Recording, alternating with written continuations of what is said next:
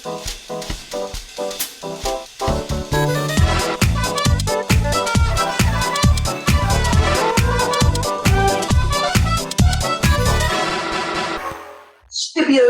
Beta Fight. Hello and welcome to the Saladcast on Sunday the 4th of December 2016. I'm your host Dan Train. Joining me today, Zachary Burgess. On this slowly dying microphone. And Robert Kemp. Yeah, I probably have to concede it is actually dying. If Two Machines can't get its name right, then... Although that's a very weird thing. Yeah. It's like somehow the USB connection is fucking up the device name recognition. It's a weird error to have, isn't it? Like something in the electronics of the mic itself is going awry. How long have we had that? It's a USB mic, right? It's one of those blue snowball mics. It is a blue snowball, yeah. It's lasted, 4 years of the 7 we've been doing this? Yeah. It might be more than that. Maybe more, 5, yeah. 5 years. I mean, it's a decent run, but you'd think it would last a bit longer. Yeah. Well, it's nearly Christmas. Yeah, true. Maybe you could upgrade to a Yeti. I'm not au fait with the world of microphones, despite us running a podcast for this long. Neither am I, but I know that the Blue Range has the Snowball and the Yeti, and I think the Yeti's the better one. Ah, okay. Yes, that makes sense. Because my friend uses one for podcasts, but I don't know if it's more suited to just like a one-person record rather than a stereo field. Although I think it has a stereo mode, so you might actually be able to get like an actual stereo channel effect from the two of you sitting side by side. Okay. And I think it even has, not that this would be useful for us, but I think it even has a mode where it records either side of a mic. So if you're either side of a table doing an interview, you can record stereo. That'd be neat. That'd be neat. Yeah. The only thing for us is how it deals with room echo. Because the Blue does a pretty good job, but it does a better job the closer the mic gets to your face. Of course. So, it needs to work at this sort of weird 2-foot distance that we have. And also, like, with our compensating for me being loud sometimes. Well, yeah, we do sort of position the mic subtly more on my side. Because when Zach gets loud, he gets really loud. Like his A's in particular, that noise or his laugh, like are what sets off the charts. Or when I just fucking cough all the time. Well, yeah, that too. Although I might be joining you today, I've been a bit emboldened. Oh no! And I've had the most annoying shoulder strain all week. It's like I've had ones before where it's been more like crippling, but this one hasn't been crippling. It's just been like annoying. It's like it's not even really painful. It's just like you can feel it's there, and it hasn't been inconveniencing me in any way. But the trouble is, it's stuck around for this entire week because the exact muscle that it is, or somewhere on like under my shoulder blade on my back, only gets actually like used or like stretched, I guess, when I'm about to sneeze. So every day I'm like, okay, I'm finally going to be free of this, and then I just sneeze once, and it comes back. And it's like, fuck. The sneezing muscle. Goddamn muscle. Or you get the doubly annoying one where I start to, like I'm about to sneeze, I breathe in, the muscle extends, sprains itself, and the stab of pain causes me to abort the sneeze, and then I get like an aborted sneeze as well. It's like, abort. Fuck this. Abort the sneeze. Does that work? If you're about to sneeze, can you like stab yourself and stop yourself sneezing? That's probably not a good idea. One of it, just overrides the stimulus. Like it just like pain will always beat sneeze. Yeah, probably. It's very annoying. But then Maybe there's a way. But have you ever had one of those painful sneezes where it hurts mid sneeze? It's like that doesn't just suddenly cut, does it? You have to go through the sneeze at that point. And you're like, ah. I don't know if I've had one of those. Like the sneeze is going to be painful, and you have to go through with that anyway, and then it's a painful sneeze. It's like where I'm just trying to describe. It's like where it strains like a back muscle or something, or like I don't know. It might kick off my like. I occasionally get a bit of a bad back, and like coughing and sneezing can actually sort of just you sort of tense up when you do it. Yep. Sure, and that can just mess with that royally. So like when you sneeze and it's like this is going to be bad on my back, and then you're like you can't help it, and you're like achoo, and you're in that sort of achoo phase.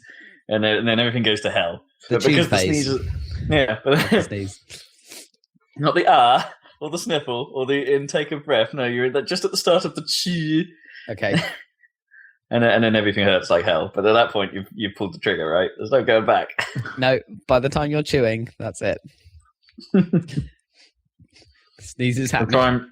Which I'm doing right now. Yeah, you're eating everything. I'm chewing. Professionalism. Ideal for radio. Ideal food for radio. It's still warm. I've got to have it. Oh. Very light brownies. I have a random correction. A correction that's appropriate for the random section. Because it was something that I said previously in the random section. You actually remember something we said previously? Yep, I sure do. All right. Do we care about accuracy in this section of the podcast? Not really, I just thought it was funny. All right. It turns out the football team of Needham Market did not reach the second round of the FA Cup. They reached the second round of the FA Trophy, which is, of course, the FA Cup for the shit teams. I didn't know. I thought the FA Cup was for everyone. No. The FA Cup cuts off at, the first dumb name division. I think the Needham team is in, one of the stupid Ryman leagues or whatever the hell those are called. Right. What? Oh, is that what the Stationers? Ryman the Stationers? What are they called? Ryman leagues? What? I don't know what the company is that sponsors it. It's Ryman Construction or something. I don't actually know what the dumb sponsor for the shit leagues is. Weird. And of course, they immediately got eliminated in the second round. Naturally. So, you can't be a super shit team and play amazingly and beat Arsenal and win the FA Cup. Because I don't know if there's some crossover where some of the high-ranked people in the trophy move to the cup or something. I don't know. It'd be really hilarious if that was your first round draw, though, wouldn't it? Needham Market versus Arsenal. yeah, that's true. Yeah. Yeah, I guess that wouldn't work at all, would it?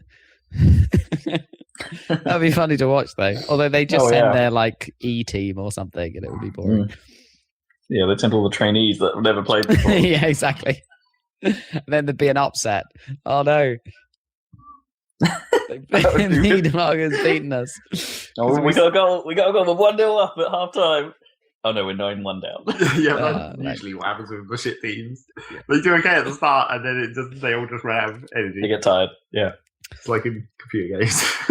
It's like Brazil in the World Cup. Don't mash that run button. Although you always mash the run button. Are you even meant to mash the run button? I don't know. You're supposed to hold the we run don't button. actually know what the controls are. When was the last time we played FIFA? Seriously. Well, not seriously, but as a game. I don't know. Yeah, Zach and I have I wouldn't say semi-seriously, but we played it with, in stupid conditions, 3 or 4 player on one team versus the AI, and we're still terrible. And actually, we're probably worse doing that than if only one of us was playing. Maybe. But yeah, we occasionally go back to that on FIFA 14, I think it is the one because my Xbox came with it. Oh really? Oh, okay. Yeah, so I have a copy of that. And we occasionally go back to pretending to be Vince McMahon, manager of Ipswich. FIFA must look amazing by now. I don't know. At least 14, from the zoomed 14, out view. Yeah, 14 didn't look that. I mean, it was a step up for sure. There was proper grass and stuff now. But the animation was still a bit janky, and some of the close-ups weren't so good. But I think, the thing is I never actually see the game running for realsies. I always see the bull shots that EA put out at their press conferences. Right. Yeah. I guess they're switching to Frostbite, aren't they? So. They might have done that this year. I think was it FIFA 17 might be the first one running in Frostbite. Yeah, so you would think by now it looks hot, pretty good, right? Because Frostbite, everything in Frostbite looks hot. What was the game we played? Road to the World Cup '98. Yeah, which had Street 5-on-5. What's it called? 5. Did it have Street Soccer in it? I thought it did. I don't think we ever played it. If it did, What's it called? 5-a-side. That's the stupid name. We'll have to go and dig that game out at some point. Yeah, I can't remember. But that was even the prologue game to the actual World Cup game, I presume. Road to the World Cup. I don't know. That might have just been release timing. Yeah, no. FIFA Road to World Cup was before World Cup '98. Yeah, they for some reason put 2 out that year, and World Cup '98 was like a really small version of the game because it was only focused on the World Cup. But Road to World Cup actually had all of the countries, all the shit things. Yeah, well, not all the, but all the not national, more than the national teams. Like the town teams, whatever you want to call them. League teams. League teams. There we go. That'll do. Yeah, I had those in it as well, and I'm not sure I'm getting all confused with the names. I'm not sure World Cup '98 actually had any of that. Anyway, this is literally like 8 years ago. So no longer than that. What are you talking about? Yeah. What am I talking about? Slightly more than that. Yeah, slightly more. How long ago? Fucking hell, who cares? It is actually 18 years, yeah. Sorry, let me get it right. Dropped a decade there. Was it it was the year of Song 2 and... Yeah, it was the year of Song 2 because that was that game. And Crystal Method was in it as well. Yeah, woohoo, for sure. What else is going on, lads? Much happening these 2 weeks? Zeg? No. You got any house grouse?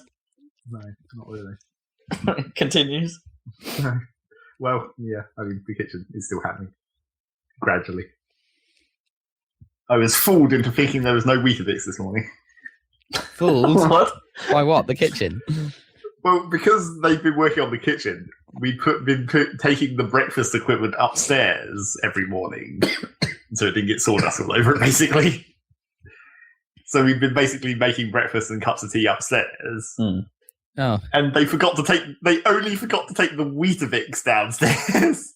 So I looked in the bread bin and there was no bread, and I was like, oh shit, I'll have to have some Weetabix. And I looked at the cupboard, it's like, there's no Weetabix. I'm sure there was some Weetabix left. And then I made something else, like I got some bread out of the freezer and toasted it so it wasn't frozen. And then I was like, hang on a minute. And then I went back upstairs and like, the Weetabix is just sitting here on a shelf. In a bedroom. This is an amazing story. Yep. Goddamn Weetabix. The tale of the bedroom Weetabix. Wasn't it more convenient for you being able to make tea upstairs, not having to go down to the sort kitchen? of arguably. Like, the table in that bedroom is like too low, which makes it kind of inconvenient if you want to spread butter on a piece of bread or anything. Which bedroom is it? Your old bedroom? Yeah, the front bedroom. And then the kettle barely fits in the bathroom sink, so makes it kind of difficult to get water into it. Right, yeah. Unless you want to lean over the bath, which is also not great either. Something about having a bath coffee. Yeah. There's something weird about that. It's not really appealing. No. I mean, I know it's not like used bath water, but still. But no, but the tap's probably fine. Yeah. It's the classic question of like, when you fill up a cup of water from the bathroom and then drink it, maybe in the morning when you're brushing your teeth, it definitely tastes different. But it's not. It's just fucking water.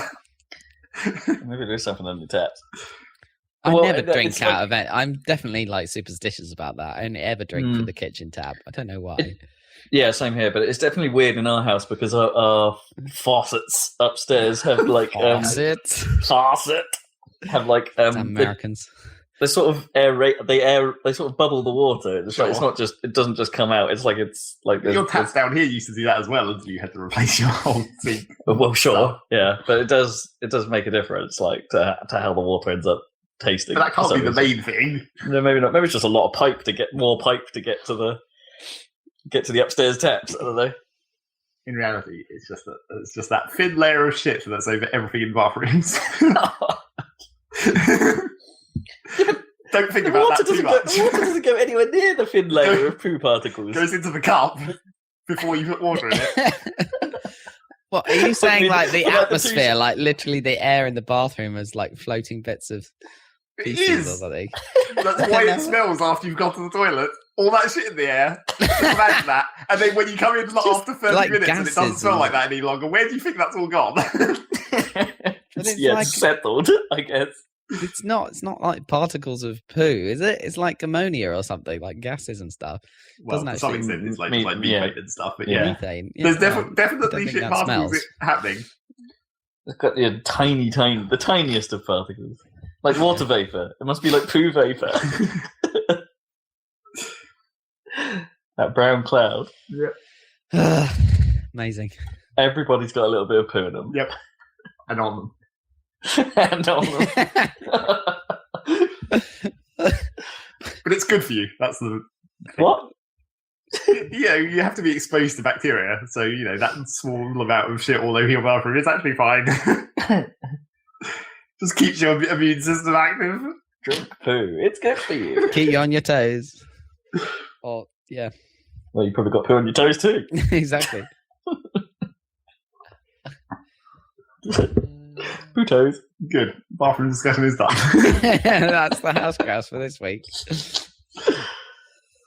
Something about poo in your Weetabix. I'm going to have to fix a window because the one upstairs doesn't close properly and it's stuck open.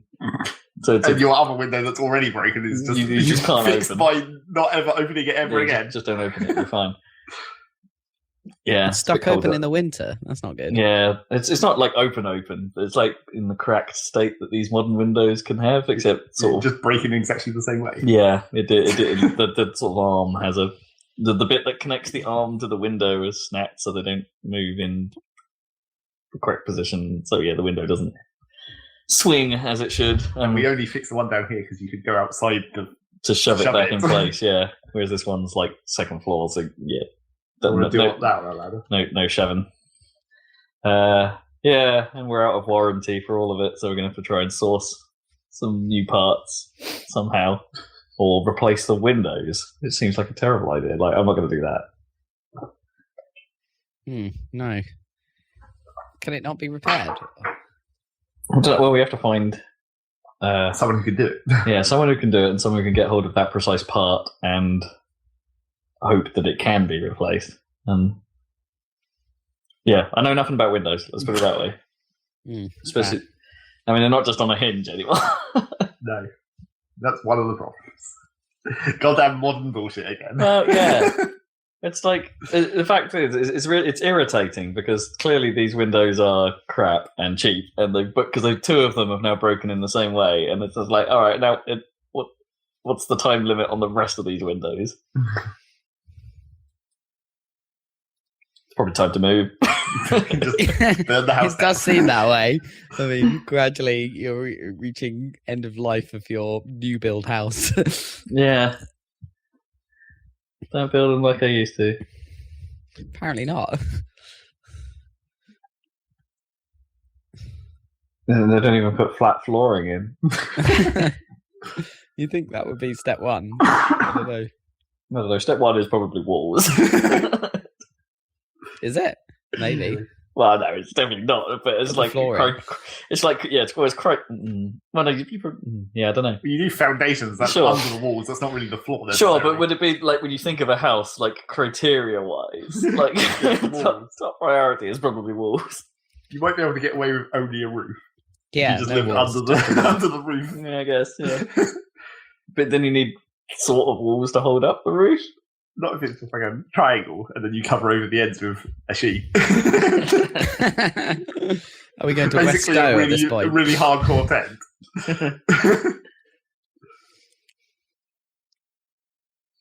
Yeah. I also discovered, you know how hauliers tend to have, like haulage firms tend to have really stupid names? Yeah. Like, you know. Well, takeshitaway.com. Yeah, I'm thinking more. I have to visit there. Is that a website? I don't know. I just made that bullshit. But it's something like that. Like, you know, because this all harks back to that one.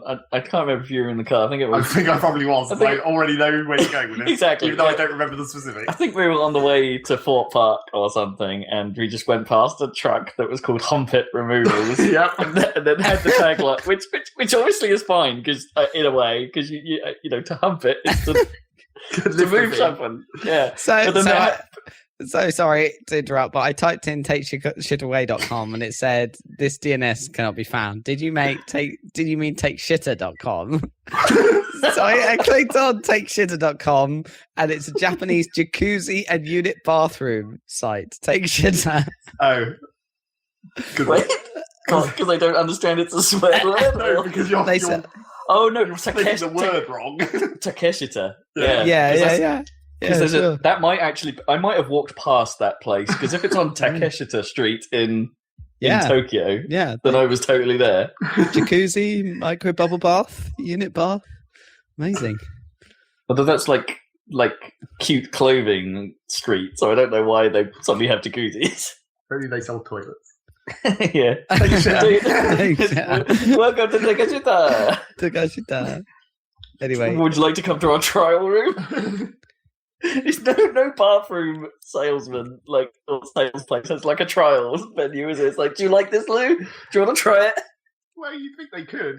Like, if you were in a big enough store that had bathrooms anyway, you'd be let's install a different toilet into each of these stalls. Yeah, have a little. Oh yeah. So you go to the B&Q bathroom or whatever, if they had one. I'm not sure they do. And then each one is actually, this is an advert for our bogs. Yeah, exactly.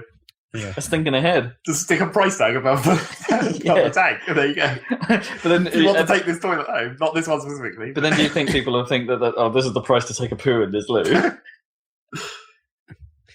Anyway, so if you want to nab that domain quick, Zach, for your new business, takeshitaway.com is totally free. That's good. I like that. So anyway, this hump it removal van. I knew we got to the best bit. The tagline on this van was "We'll hump anything." Yeah. I get it. It's a bit archaic, isn't it? Yeah, a little bit. Hump it removal. But then, what did I come across the other day? There's one that didn't make any sense at all. That was definitely a removal firm, but it was called Net Pink. And it's all right, that doesn't make a great deal of sense, but we'll let that one slide. And then literally one truck ahead of that was another removal one called Ball Truckers. It's just all right, so these guys only move spherical objects. We'll truck balls anywhere. Yeah. Oh, man. Removal firms, you have the best names. Ball Truckers. Random.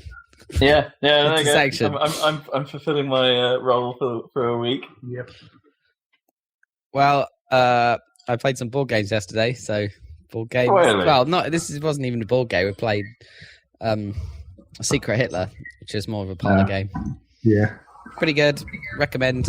Have you seen that one, Zeg? I've heard of it. I don't think I've fully had the rules explained. It's one of those. It's one of those open source print your own ones. It's just like Cards Against Humanity in that they're not shipping a proper one to the UK yet, so you have to wait or print your own, just like we did for Cards Against Humanity back in the day. Yeah, but it's basically it's very similar to Werewolves, except it's probably better because in Werewolves somebody dies every round and they're out of the game, which is kind of lame because you end up with a lot of people not playing. That's improved in this. The elimination problem is gone. Kind of. People can still die, but it's not until really late on. Okay, so they haven't got long to wait. And by that point, it's the intrigue is too high. It's well, who is it? Yeah, exactly. Who's the secret Hitler? And who are the fascists who are trying to get him elected or her? Yeah, recommend. That's quite fun. We should probably play one of those at some point. What was it? Revolution is the one, or the Resistance is the Resistance. Yeah, that's a good one. Yeah, there's various ones in that style. Yeah, but there's one about the sort of someone has to play as Merlin or something. There's one in sort of set in that sort of medieval fantasy time, I suppose. Yeah. But I think has a little more rules to it than the Resistance, that kind of stuff. Yeah, we should probably try one of those. Yeah. I think Secret Hitler was 5 to 10 players. So get a gang together around a table. I did see there was a new rival to Tabletop simulator called on Steam called Tabletopia. Someone took the same concept and made we'll make a next gen version of it. But they've gone one step further in that it has its free version, which they've made some of their own games for it. But they've actually licensed proper games rather than Tabletop Simulator has the slightly dodgy ground of people modded it to include licensed games, basically, and programmed it so they sort of worked, or in some cases, or had enough interaction so they worked. This one's gone the legit route and has licensed tons of board games. But can you still put them in, like from scanning? Yeah, but you need to. But they've gone with a subscription model to get access to those. That's weird. Yeah, it's a bit funny. Yeah, so but they're like short-term subscriptions. So like makes sense for like you only want to play this game today. Yeah, so you could sit down and get yourself like a week license, might be the smallest, I can't remember, and then everyone just sits down, plays the game, and then you can be done with it. But I don't know what those prices are, because I think you have to dig into it a little bit because they weren't exposed on Steam, obviously. Right. But yeah, interesting model for online board game play. Apparently, it handles things like having a hand of cards, for instance, that simple things you'd think were fairly simple that Tabletop Simulator doesn't really deal with, because everything has to be on a table. Right. In that, or Tabletop Simulator sort of deals with it by letting you just like create an invisible zone on the top of the table. Oh, right. Okay, right. So that's probably how it handles it. Whereas this has like a UI overlay for them just sitting in your hand and things. And so, yeah, it looked like there are probably some mechanical improvements, but yeah, that subscription model is a bit of a weird one, especially if it doesn't like.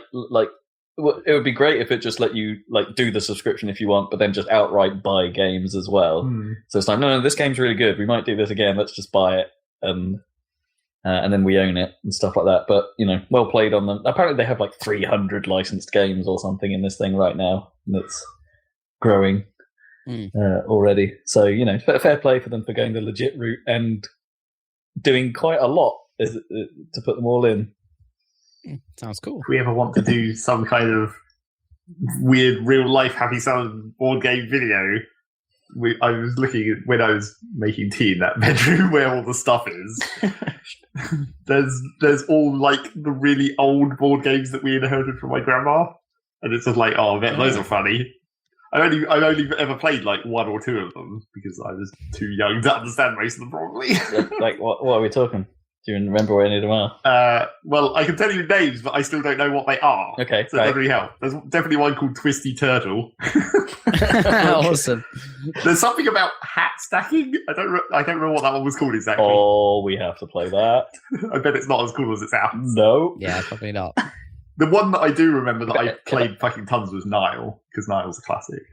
Oh, I don't know that one either. It's basically one of those things where you just have to it's based on the Nile, of course, but you just have to make a wiggly line using the tiles. And like the more tiles you can play at once, the better. So if you can make a wiggly line that curves in a certain way, so you have to try and create curves that only you can play onto next turn, and then other people won't have the right route to get out of, that kind of thing. So it's a sort of, in a weird way, Carcassonne, but with more of a hand. Like more tiles in your possession at once. Because Carcassonne, you can sort of play stuff where it's like, no one can go there anymore. Haha. It's like those the hexagon ones with the coloured lines on. Yeah. Except with only one line. I can't even remember what that was called, like Tangle or something. Or... Yeah, something like that. I played that Nile game a fucking lot.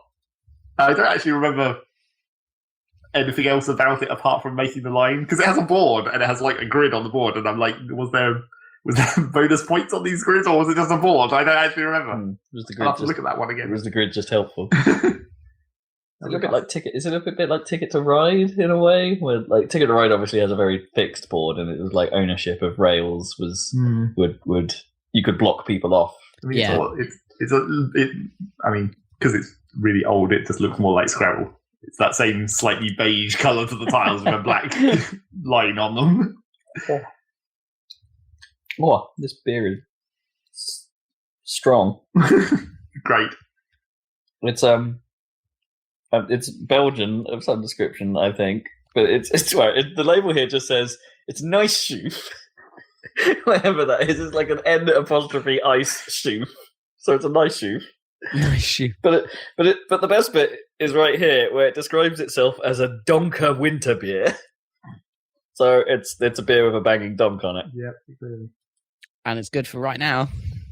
Well, I guess it's definitely a warmer. It's a 10%. It's quite strong. Woo! This is going to be a fun podcast. Oh, yeah. Should we get into the news? News! There's quite a bit of news. Okay, let's get into it. What's going on? So, the two things. The two news stories I have. Thanks to me. Thanks to Zach, because he reminded me that stuff was happening in the world of games. I didn't actually look at this because I'm too lazy. No, but he told me they exist. Well, he told me that one of them existed, and then I stumbled upon that the other thing existed. So the Game Awards occurred, yep, and also PSX occurred, yeah, and I had totally forgotten that PSX was happening. Yep, me too. And I thought the Game Awards was later in the year because who does it at the start of December? People who want Apparently to go home for Christmas. Yeah. So So trailers. Yeah, a lot of trailers, some announcements, some awards that we can discuss whether or not we agree with. Some of the Game Awards actually had enough awards that they couldn't present all of them on stage during their allotted time and fit all their adverts in. So there were a few that didn't show up in the show. The ones I sort of caught because I was sort of skipping through some of it. Where the best mobile handheld game has gone to Pokemon Go, because I guess it's the only handheld game that mattered this year in some weird way. What, mobile game or like, does that include the DS? Like, what about Sun and Moon or whatever? Clearly they're better than Go. It depends whether that was past the cutoff point, because presumably the nominations for this came in before that came out, I would argue. All right. Best fighting game did not go to Nitro Plus Blasters, Heroines, whatever it's called, Infinite Duel, something, despite Jeff Gersman's protestations. It went to Street Fighter V, because of course it bloody did, because it's not a strong year for fighters, let's be honest. And I did wonder if Killer Instinct Season 3 would even count as a nomination, but I guess not. No one really sort of paid much attention to Killer Instinct. Oh, random aside, the guy that did the Doom soundtrack is also the guy that did the Killer Instinct soundtrack. And they're both good. So, good on that guy. Mick Gordon, I think his name is. But yeah. Right. Give it yeah. Well, skipping ahead, yes, he got one. For Doom. Done. Okay. Best VR game. Res Infinite. Yep, makes sense. I guess it's the most game. It's the most game of VR well, I guess games. Battlezone came out as well, but I bet that missed the cutoff as well. Actually, Battlezone isn't as much of a game as Res. You reckon? I just bet you move more in Battlezone. And the most anticipated award went to Zelda. Fair. You get to anticipate it some more because it's not actually going to come out on launch. Red Dead 2. Anticipate. Yeah. Also, on the pre-show stuff, I noticed that they're doing a remaster of Bulletstorm, which is someone cares about that game? That's interesting. Not enough to make a sequel, though. No, not enough to make a sequel, no, even though that game ended on a bit of a we're going to do a sequel 5, and they never did, but they've called it the Full Clip Edition, and apparently they've added extra content in the form of the campaign will now have Duke Nukem in it if you want it to. Okay. It's a weird crossover. What? Okay. Yeah. That would be interesting if it's not. I mean, how well integrated will it be? That's the question. As in, it's not just the character model; they've got voicing and stuff like that. It's it's full on. Will that actually make a difference to how the story comes through? That would be funny. Oh, what you mean? Something like the if it's just now it's Duke Nukem on this spaceship for some reason, and all the crewmate doesn't know we've just got Duke Nukem here. Amazing. It's a good question. Yeah, would they have gone and re-voiced everyone's reactions to Duke, or is Duke just sort of there? Yeah, that'd be funny. Can't see that being significant, but that would be funny. I hope it's funny.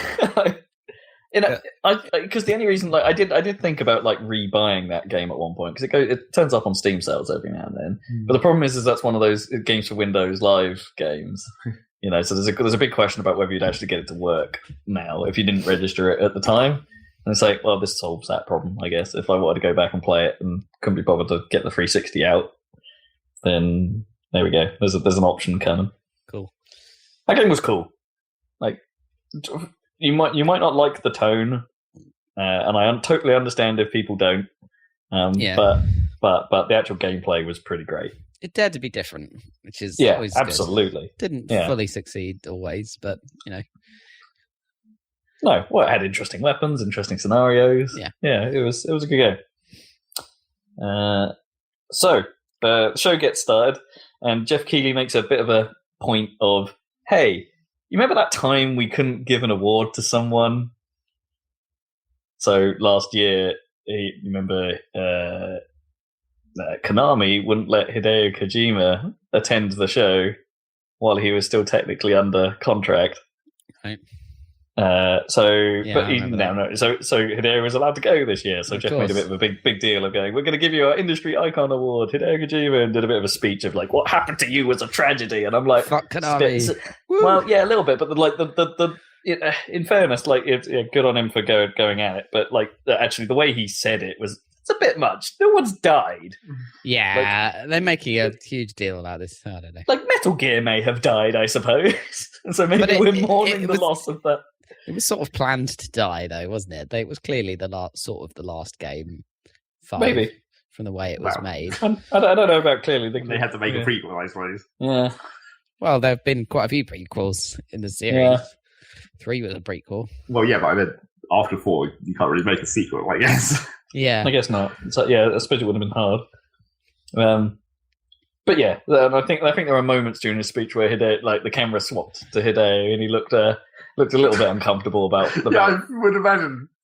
But he ends up getting up on stage and said a lot of thanks, and so I love you, Jeff. Actually said that. And, do you hear Guillermo del Toro literally said "fuck Konami"? Apparently, great. Not even like Anyway, never mind. That's quite funny. Oh yeah. Well, there was some. I did see some news about him and Del Toro, like they're still doing stuff at some point, but yeah, whatever. Anyway, so Hideo gets up and he does his little thank you, and just as he's walking off, he puts his finger in the air and goes, "Oh, and one more thing."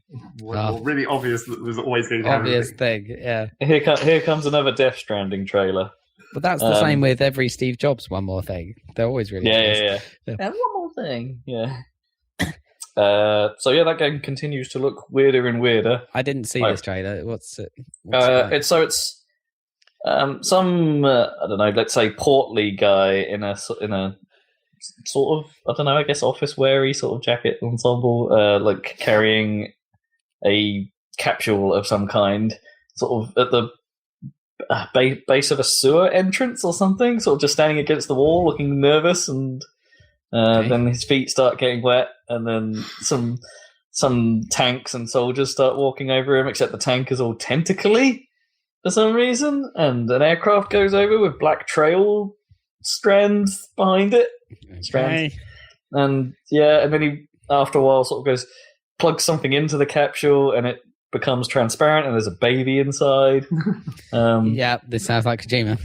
And then he walks into the tunnel gingerly, and then then the camera goes down the tunnel even further, and then you see some dudes flash red for a moment, and then come out of this flashing red, and they're skeletons, soldiers. They look like soldiers, but they've got skull faces. Yep, skull of course. face. And then this other guy who's not a skull is standing there looking sort of all menacing, and then after a while I sort of look at him and go, hey, that looks like that bad guy from Casino Royale. Because it is. And because it is, yeah. By the time the credits go, it's like, oh, Norman Reedus and Mads Mikkelsen. So This game's getting even more bonkers. They're getting talent.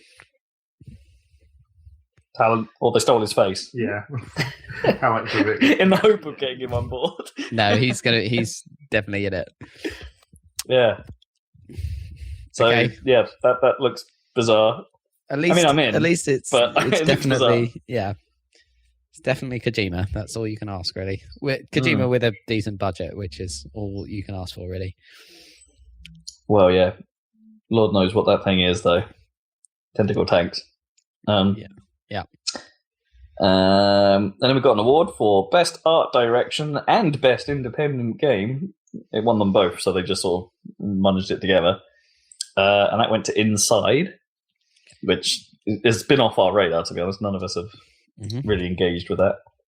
Then there was some trailers. Telltale are making a game. because of course they are. They're continuously always making a game. But this time they're turning their game. So this time they're turning to the Marvel universe. So they've done a bit of DC, so now they're doing Marvel, and they're going to do a Guardians of the Galaxy series. Right. Yep. So it'll be a Telltale game. It's literally called that as well. Guardians of the Galaxy, a Telltale series. Well, they're all like that now. Yeah. They just shove that on there for no reason. And then we got. Oh man, I'm so disappointed in Kyle Bosman. I like him as an online personality, but he introduced the Schick Hydro, which I think is a Wilkinson sword Hydro in this country. Yeah. Razor robot thing, which then had a crappy advert with did some robot things. Yeah, did a little animation of like pixel fighting, and which mimics the TV ad if you've seen it, and then Tobias Boone of Mortal Kombat was sort of like, "Oh, Hydrobot," or whatever they called him. You schooled me on lubrication or something ridiculous. You schooled me on lubrication.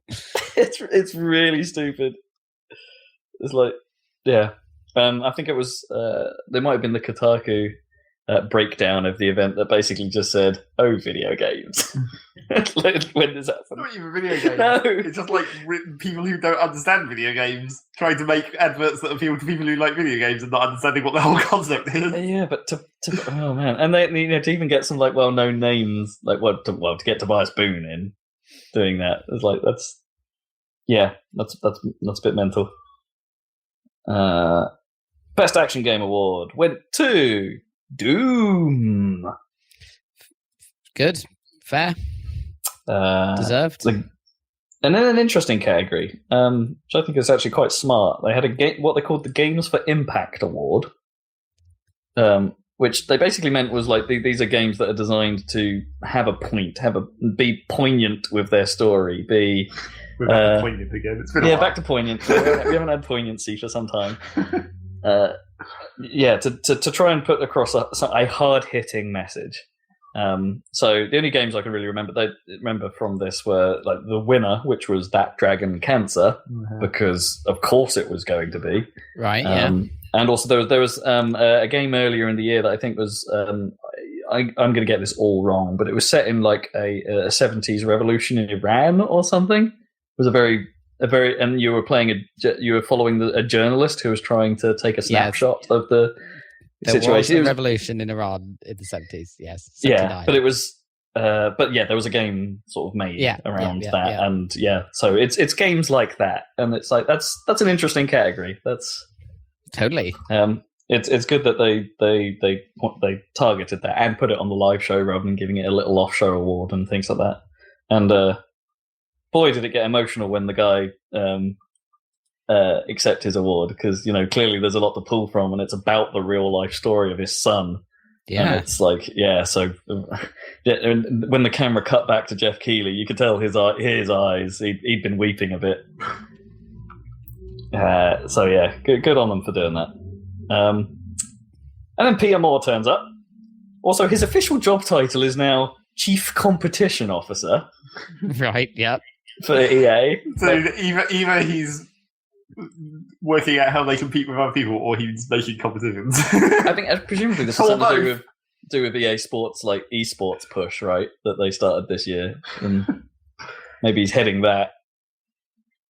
I mean, then again, he was head of EA Sports, wasn't it? That's what they basically called him for a while. Maybe the head of EA Sports is now Chief Competition Officer.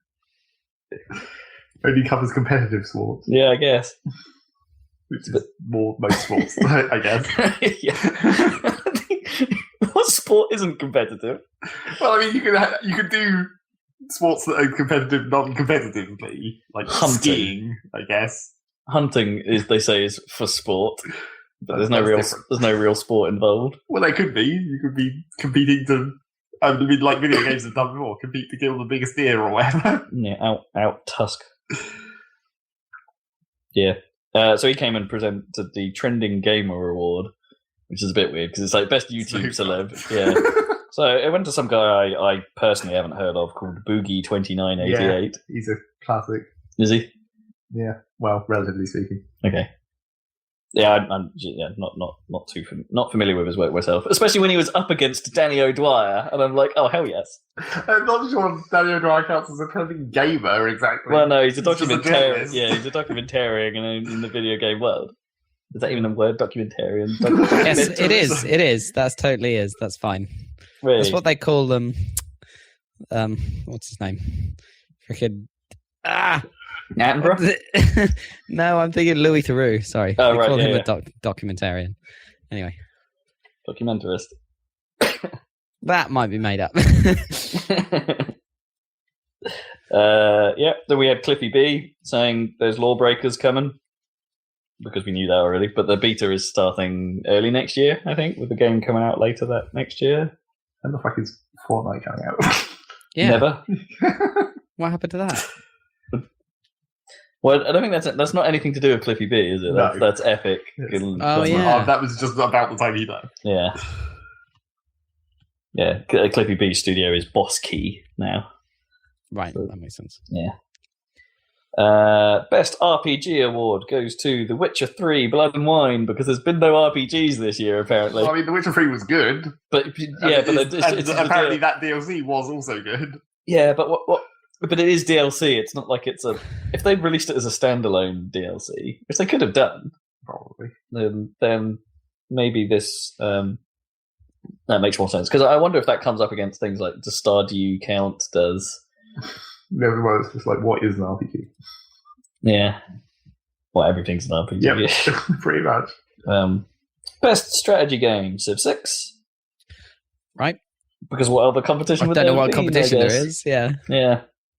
Best esports team went to Cloud9. Best music and sound design went to Doom, as we mentioned earlier. Best performance. Now, this was an interesting one because there were probably 3 different nominations from Uncharted, and 2 nominations from Firewatch. And so, yeah, it didn't cover much ground, this award. And it was like, is it going to be Troy Baker or is it going to be Nolan North? Mm-hmm. And the answer was Nolan North. Well done, Nolan. Who was in Firewatch? Oh, I don't know who the names. I didn't think it was one of them. Yeah. Anyway. No. Yeah, it was definitely someone else. But yeah, it was good. But you can't really play it.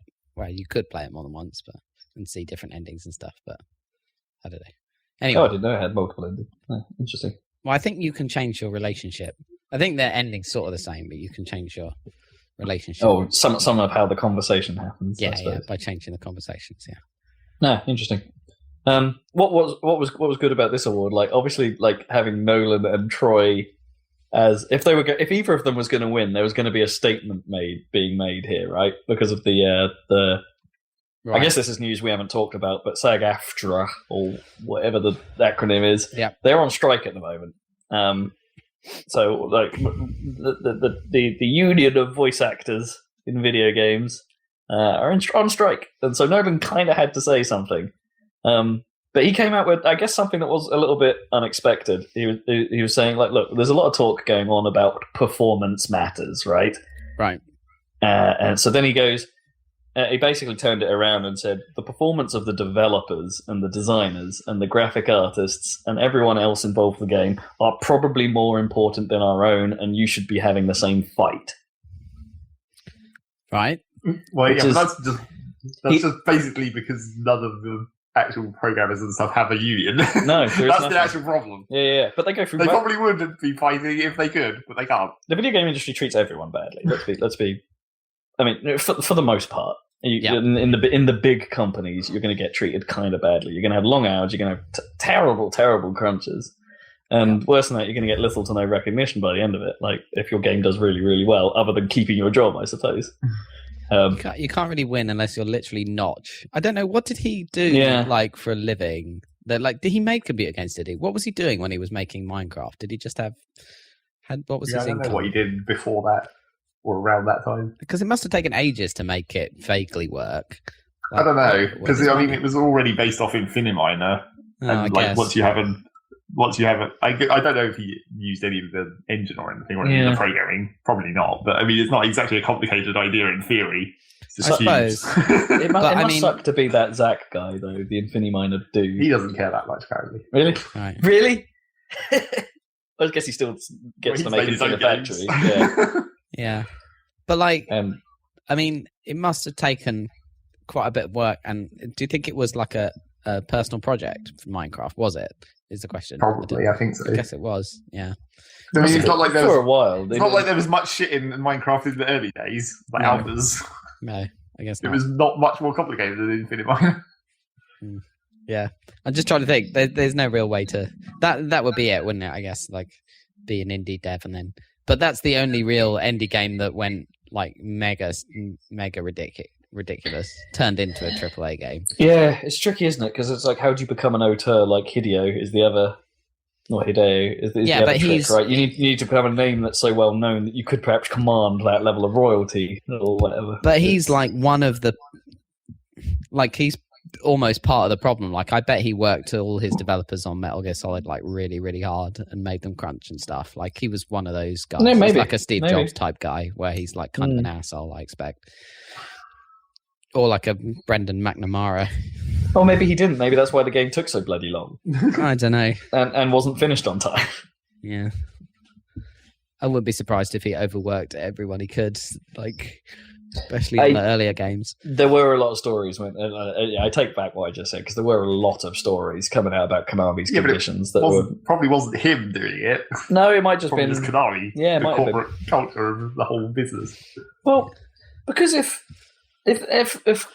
Hideo's now actually apparently working. This didn't happen during any of these shows, but he's also apparently working with Guerrilla Games at the moment. And that can't be on Death Stranding, right? So it's is Hideo becoming the next whatever that guy is that does Concept and Mighty Number 9 and made Mega Man that I can't remember the name of? Is he in danger of becoming that guy? If he spreads and does these other... Well, then again, I suppose he was working on Silent Hills as well at the same time as Metal Gear at one point. So, who knows? I don't know, man. Anyway, what else is going on? We got a Prey gameplay trailer. What? Prey? Yeah. Sod that.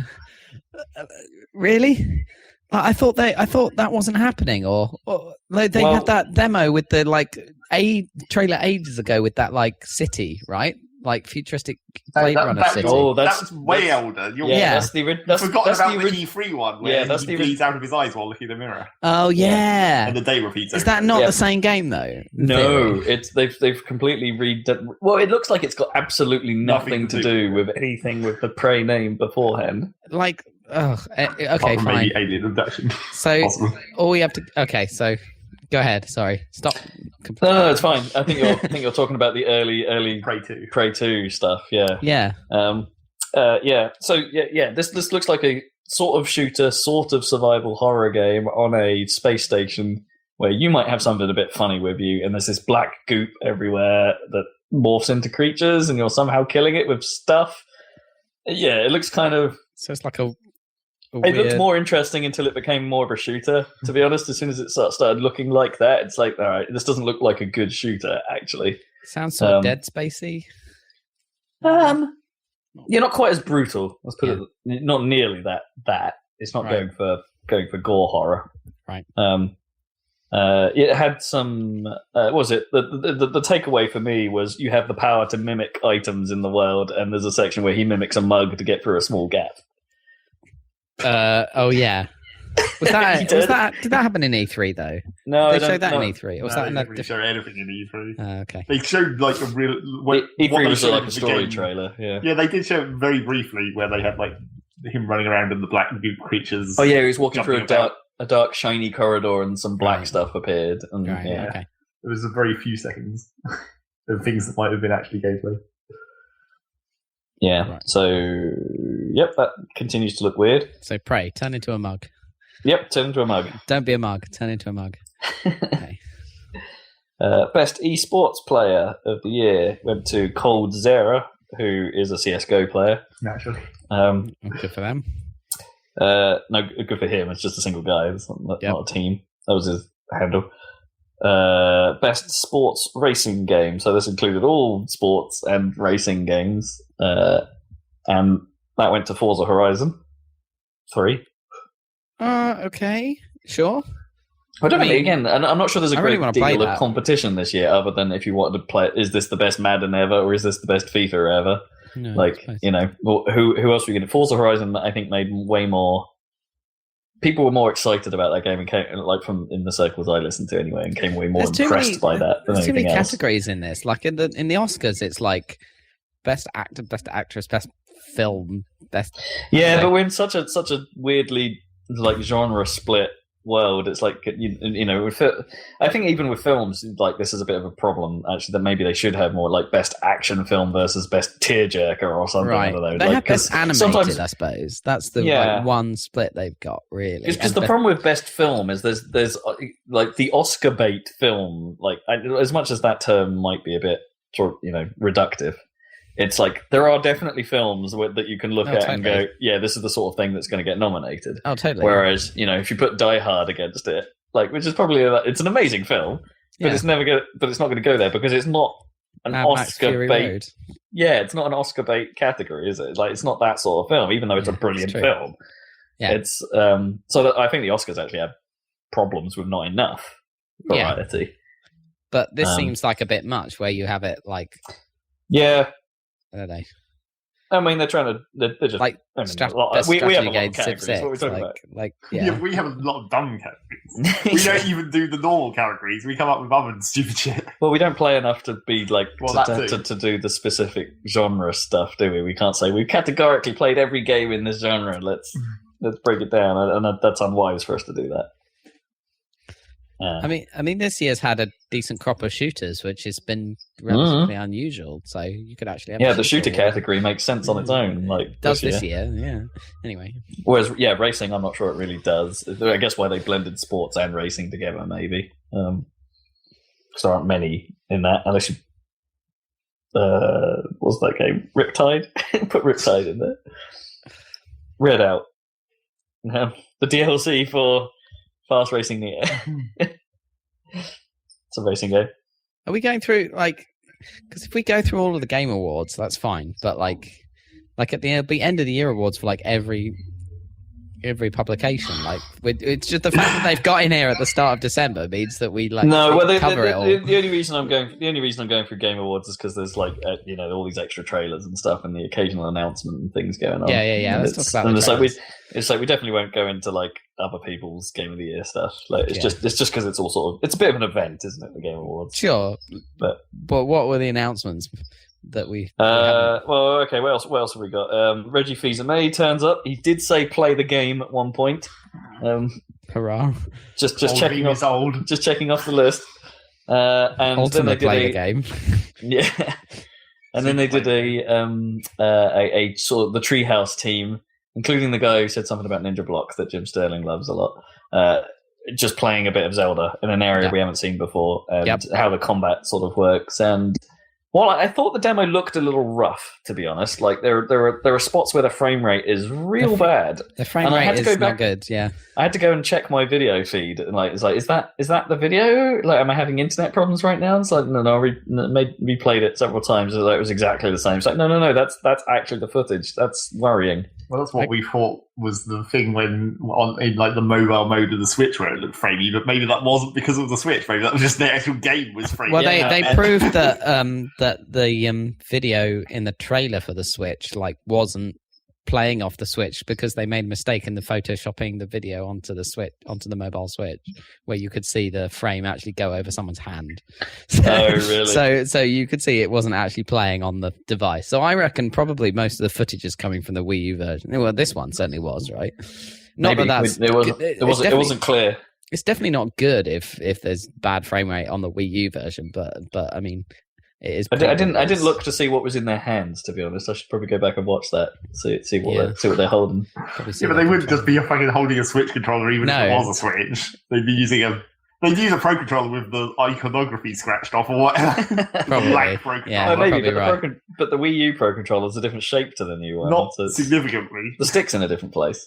Sure, but it probably uses the same transmission or whatever. They can probably fake it quite easily. But yeah, it's just no, yeah. Oh, yeah. In terms of the button prompts on screen, yeah, that I'm sure will be the same. But like, I just want to, yeah, we should see what's in their hands. Is it a Wii U gamepad or is it a Switch or whatever? It's a GameCube controller somehow. Yeah, it's a GameCube controller. I reckon they'll get it to 30. It's the best controller.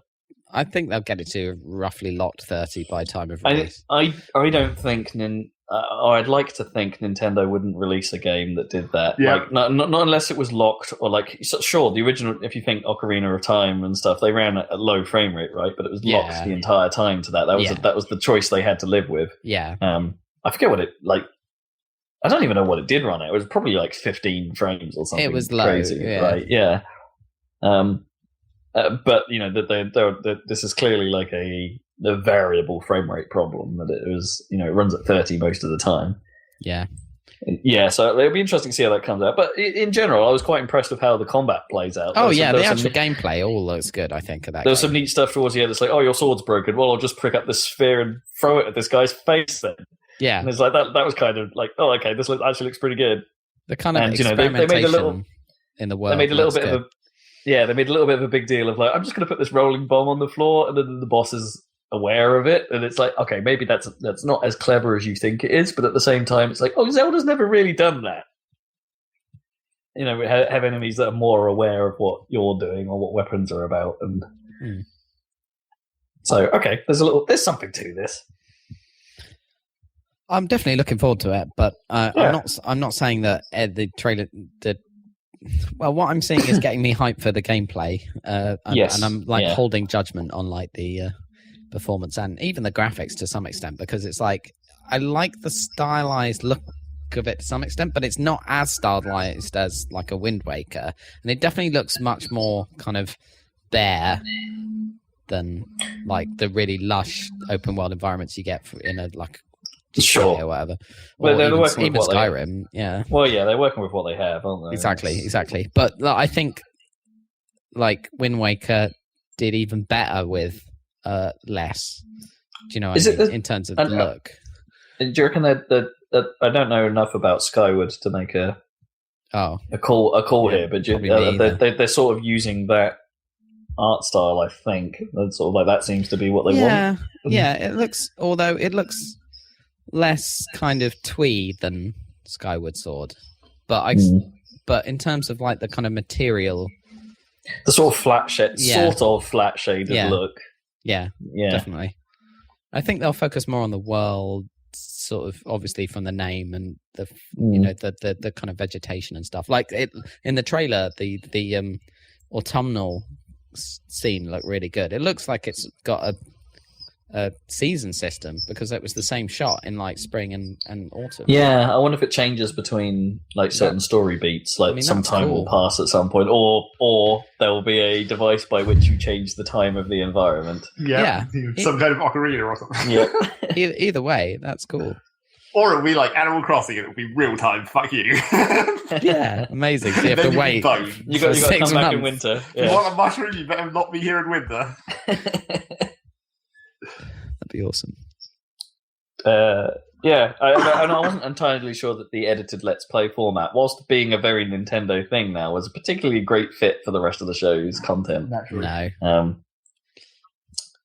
But you know, relatively good showing for them. Shovel Knight briefly turned up to be like, hey, we've got this other DLC pack coming that everyone knows about. So Spectre of Torment is coming. And it's free to anyone who has Shovel Knight, so yay. Then there was a Halo Wars 2 trailer that I haven't had time to go back and actually watch, so I've got no idea what happened there. It keeps trying to show me that as an advert on YouTube, and I keep skipping it.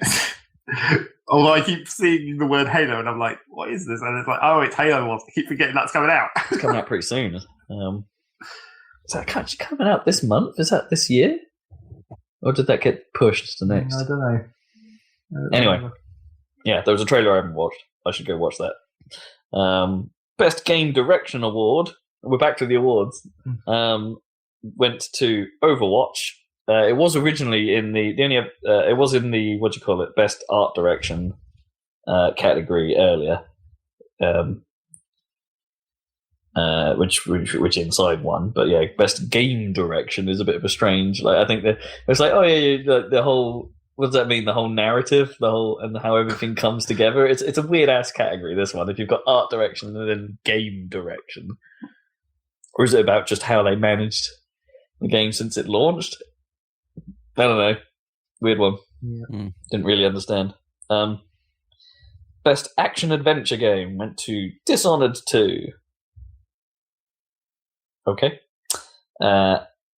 Then there was a trailer, sort of extended. Here's what Mass Effect Andromeda is all about. Voiceover, with some footage. So this game is starting to look a little bit like No Man's Sky, but in Mass Effect style. Well, a lot of people have been saying it looks like Dragon Age Inquisition, right, and people are not happy about that. No, it's there is something off about it that makes me think this isn't really Mass Effect.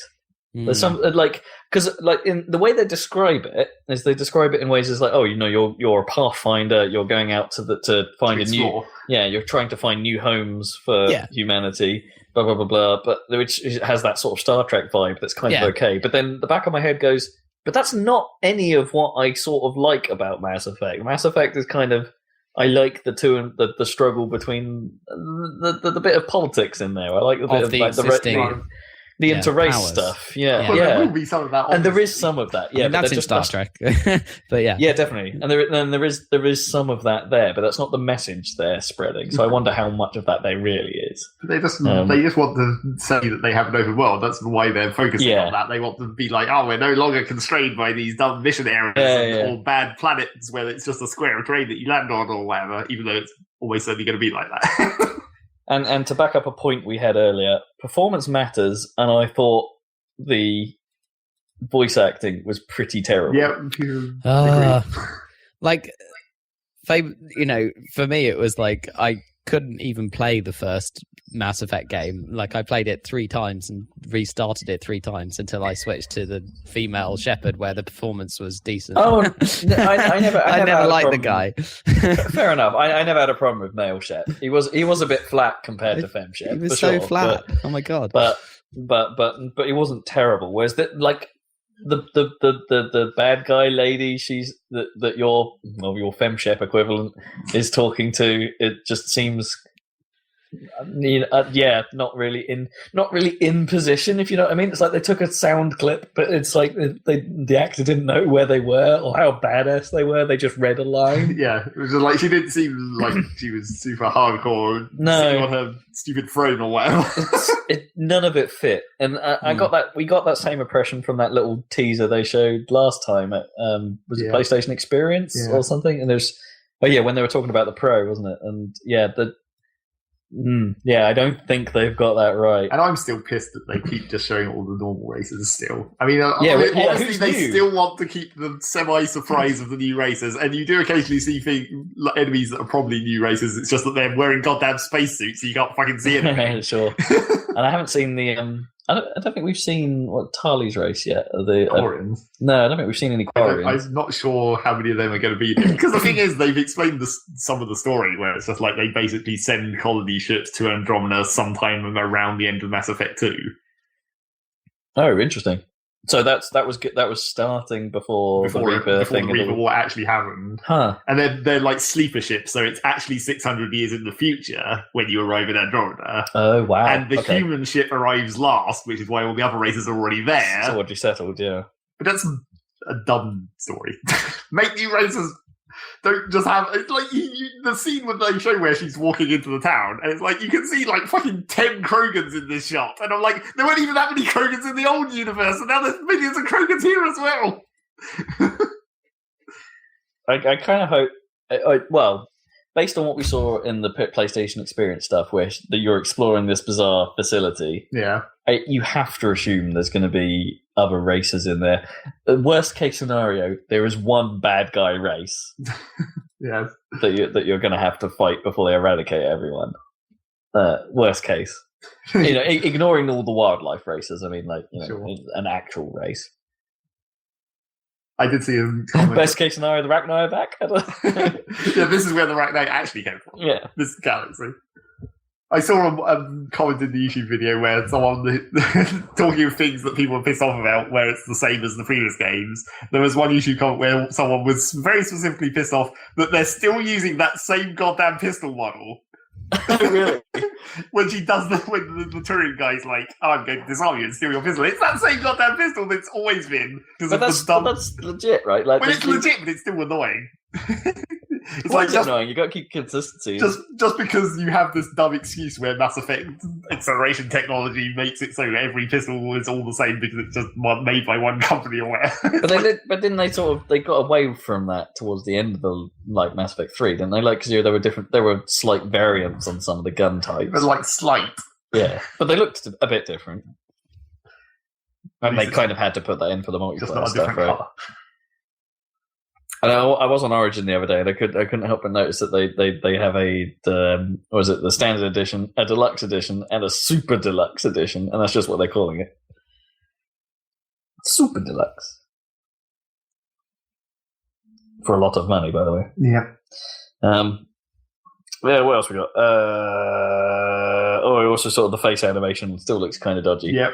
I mean, that I can still sort of perhaps give that a pass on your character because you're building a face, right? But I'm pretty sure we've seen better examples of facial animation on face creation characters. Yeah. Whereas this looks like it might be the same stuff they used in Mass Effect 3. I don't know. And they also continue to have no hair tech. Oh, yeah. That's true as well. Get some hair tech in here. Well, no one has hair in the future. They do. It's not actually hair. Apparently. Was it Ashley has hair, doesn't she?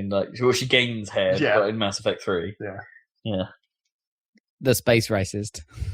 Yeah. Definitely the space racist. God love Ashley. I do wonder what would have happened if I were like, would Kaiden have been the space racist? Wait, no, he's just no. That's not his character, is it? Yeah. Spaces. Finally, Game of the Year. What are your bets? Just quick off the cuff. What are you feeling right now? Based on everything you've heard, that's not for you. No, for the Game Awards. Given what we've heard so far, probably Doom. Overwatch. Doom would be a good shout, but it was Overwatch. Dan wins his rep. Okay.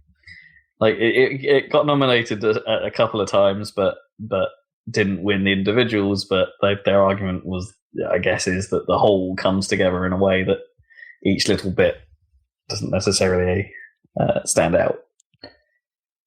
Which is fair enough. Overwatch is a hell of a game. Sure, fine. It'll probably win quite a few games of the year. So, and that was the end of the Keeleys. And then PSX happened. Yes. So we've got that to go through. Let's try not to go through everything too precisely. All right, you guys can hold. We have 2 minutes 40 seconds of news left. Fuck. Well, you can say skip if there's anything you're not interested in. Let's do the big one. So, let's go for it. Let's do a normal. Let's show. We've got to go through it in order. Why? Because this is not how reporting works. You always do things. Lead with the headline. That's how you do it. Anyway. Okay. PSX. One thing that was noticeable is that this is a way quicker show for Sony standards. E3 is always such a drag, right? Whereas this thing was 1 hour. It was snappy. It was trailer after trailer after trailer. Right. They significantly cut down on the rhetoric, which is brilliant. They have learnt from Microsoft. They haven't. They just do that at E3. Yeah, well, okay. They save the rhetoric for E3. Okay, fair enough. We'll see what happens next year. But yeah, the last 2 shows they've done have been pretty good on that front.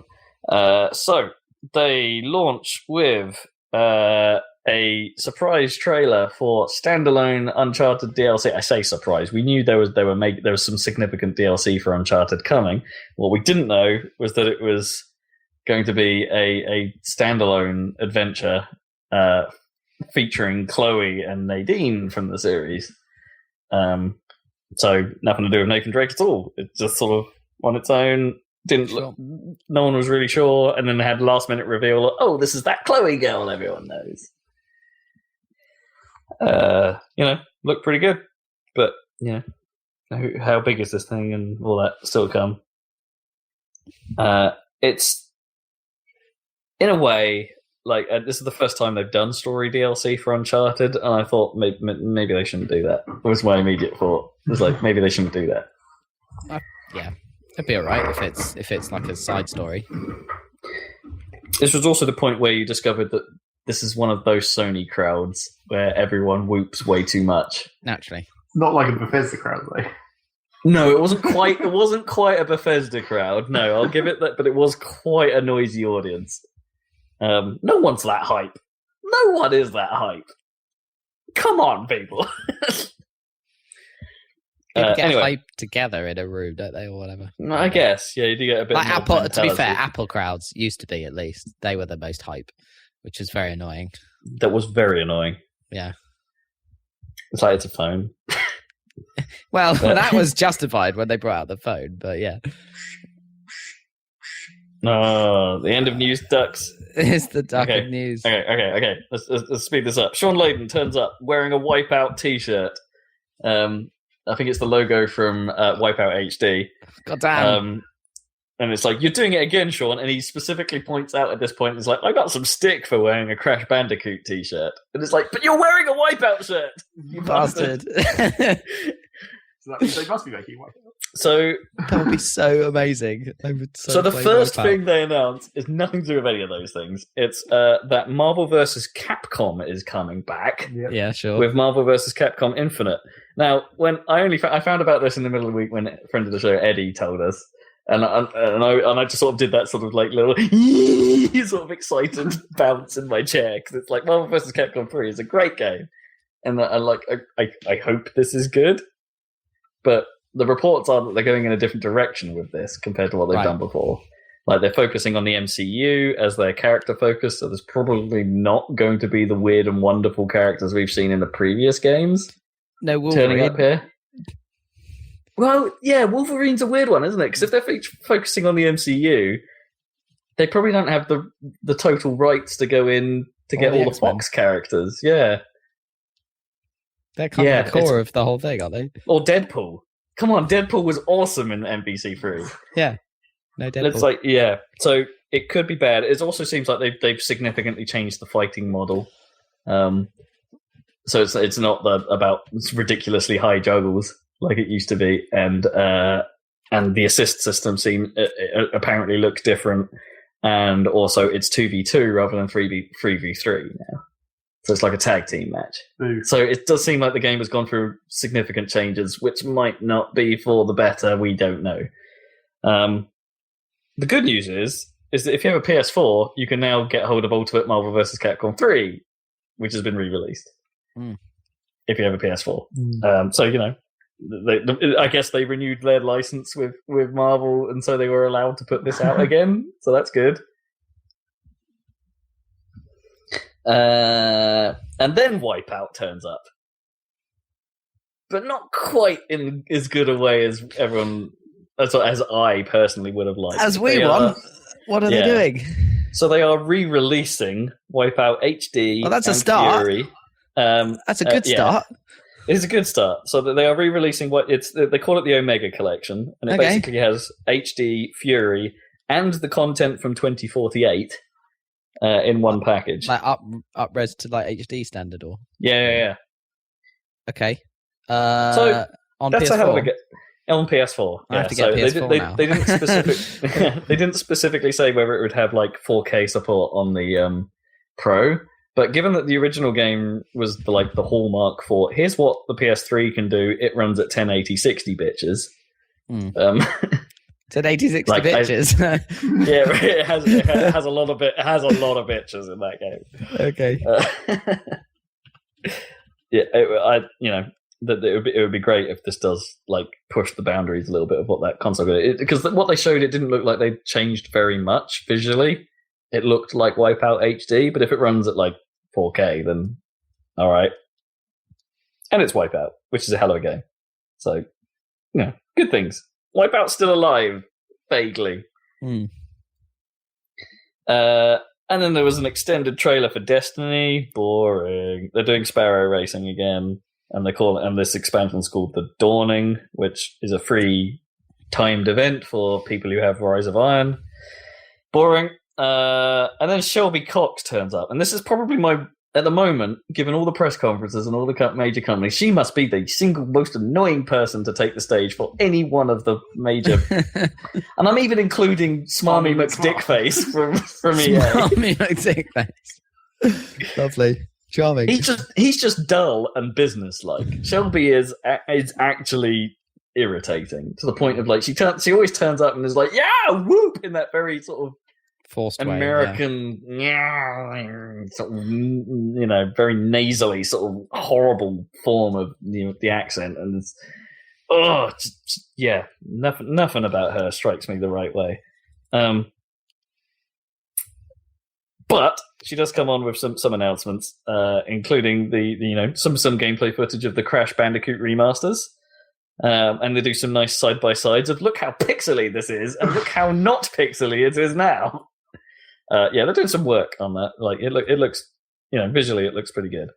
But it is exactly the same game, or exactly the same 3 games that the first one, and they've called it the N-Sane trilogy. Because I think the bad guy was Dr. N-Sane, maybe? I don't know. Can't remember. Sounds like something they'd do. And then we got a trailer for Resident Evil 7 that made it look very first-person survival horror-y, like things grabbing you and punching you in the face, and then PT-style scares. And my head, I'm immediately thinking, what part of this is Resident Evil? Well, I don't know. Yeah, I don't know. I really... It's dialing way back to the first game or whatever. Yeah. I guess I don't know enough about Resident Evil past the concepts of 1 and 2, really, and I don't know what was going on in 4, and I really don't know what's going on after that. Well, 4 was pretty great, but yeah, it wasn't like that. But no, I know absolutely nothing was. I've never played 4, and I don't know anything about why it is what it is. If you know what I mean. All I know is that the setup for Resident Evil is the Umbrella Corporation made a virus and it got out, and it's like, but so what's going on in this house? And why does nothing look related? Or this could just be like, why is there ghosts? It could just be why they've decided to call it Resident Evil 7. It could just be almost. A side story. Yeah. Well, no, it could just be you're just a normal person during the virus outbreak, trying to survive in your house. Maybe, but then it's sort of. No, I'm getting confused with PT a little bit, aren't I? Yeah. In my head, it's but it's paranormal. It's no, it isn't. Oh, okay. Yeah, who knows? Ace Combat 7 anime in the air. Yep, as always. But really anime, not even trying to be pseudo military this time. It's right. it's really anime. Okay, it looks pretty good actually. Well, they don't play that well. I don't know Ace Combat. I'm always attracted to that. I do have a copy of Ace Combat 6, and I haven't played it. So yeah, maybe they'll do. I don't know. I liked that at least Tom Clancy's Hawks tried to do some competition for them or whatever. That was kind of interesting. Oh yeah, yeah. They didn't carry. Wow, that was roughly the same time, wasn't it? Yeah, I know what you mean. I know why they do what they do, but I'm sometimes quite on board with the idea of these Japanese takes on things, because they clearly ignore the physics of the situation and are just barrel rolling helicopters. Yeah. Well, but in order to make a decent, fun game out of it is the idea, and it's I'm on board with that way of thinking. So it's that wouldn't bother me at all as long as it played well. So, but then again, we haven't properly played Ace Combat 6, so maybe it wasn't that good either. But moving on, Akuma is coming to Street Fighter 5 because of course he is, and they were advertising you can buy a character pass for the next season of characters, because that's how fighting games do things now, I guess. Even full price titles like Street Fighter. God damn it. Shuhei Yoshida turns up, and the crowd goes kind of wild, and he gets a bit of a chant, Yoshida. Anyway, I guess he's the tweet master. Another trailer for The Last Guardian. Nothing new here. It's The Last Guardian. It comes out in 2 days' time, I believe. Then there's Parappa the Rapper 20th Anniversary Edition. Oh, yeah. It's basically just a remaster of the original game. Yeah, of course it is. But Shohei did hint there may be some extra content in there. But, that game was only like 6 levels long anyway. Yeah, it was so short. So, like, what's this extra content? Is it like half a lyric? But also that because I think... I'm not 100% sure if it's the same team, but in the same announcement, they were like Patapon and Loco Roco are getting 4K releases on PS4 Pro. So, yay. Loco Roco was a great game. Patapon was an okay game, I mean, honestly. do you really need a Pro to do 4K? No, but the problem is the Pro is probably the only console that can actually output at that res, right? Like, that's true. Yeah. Okay, fair. Like, you probably don't need the processing power or the visual power to do it, but it's just the only one that has a graphics card capable of, I guess. Yeah. And then the game nobody wanted, Knack 2. It's like, good God, that exists. I don't think anyone predicted that would happen. And the big thing in the trailer was, oh yeah, now we've got co-op play. It's like, great, all right. They're clearly, I think there's a bit of them that are going for that Lego vibe on how it plays. If you know what I mean, like they're trying to target that. Oh, this can be enjoyed by all ages. Well, I mean, it's possible. Those Lego games do pull it off sometimes. Yeah. Nothing about that is appealing to me. Gravity Rush 2 is getting some DLC called Raven's Choice. They made a big trailer about that. Gravity Rush apparently has done pretty well. Like, since it got a PS4 version, rather than being limited to the Vita. So good on it. It looks interesting. It looks like an interesting game. GT Sport had a bit of a trailer. It's like Gran Turismo Sport, if you're not familiar. And they were making some fairly bold claims that if you have a PS4 Pro, the entire the game will run in 4K, have HDR and VR. Okay, and it's like I have to cast my doubt over this one. It's like that game looks good. Like visually, it won't run. But that can't run at 4K native. It won't run 4K not a chance. And VR. Yeah, those 3 things all at once. 2 different things. Yeah, those 3 things all at once not going to happen. But there's not a chance that game runs at 4K native. It's the same sort of tricks they played when they back in the day trying to get 1080 60 out of like the PS3 or the 2 or they used to do weird stuff, didn't they? GT. Like, I guess it's the next generation of that, or whatever. Yeah, no, was it on the PlayStation 2? I think it was Gran Turismo 4. It actually, could do 1080, but it was 1080. It was I think it could do 1080, but I think it was like a 1080i mode. Yeah, some kind of weird mode, and toned down some of the track detail in order to achieve it. So they've got a history of doing weird shit of doing tricks. Yeah. So maybe you're right. Maybe there will be something in there, but what's the cost? Doesn't really matter anyway because you could just play in normal mode. And it also doesn't bother me in the slightest because I bet I still won't like how that game handles. Right? Yeah, it's a kind of taste thing there, isn't it? Yeah, it's Gran Turismo versus Forza has always been the taste battle, and if you, in terms of that style of game. And for me, I've just never liked how GT handles. I mean, the fact that Forza's going to be on PC is going to be totally killer. So I will probably have to get that game at some point. Ni no Kuni 2 has a trailer. Yay, it's still about. And it looked slightly less irritating this time. Because, when it first showed up, I was a bit worried, this protagonist isn't quite as cool as the last game. I mean, there isn't enough Welsh in this. And there were some accents going on. There were some British accents of various kinds going on in this trailer, and the young king character didn't seem quite as irritating this time. So that game might be all right. Sweet. I still kind of want to play the first one, but at this point, it's like, can they make a PS4 version? Can they do a remaster or like re-release on PS4? Well, maybe they will if they're doing a sequel. Then you never know.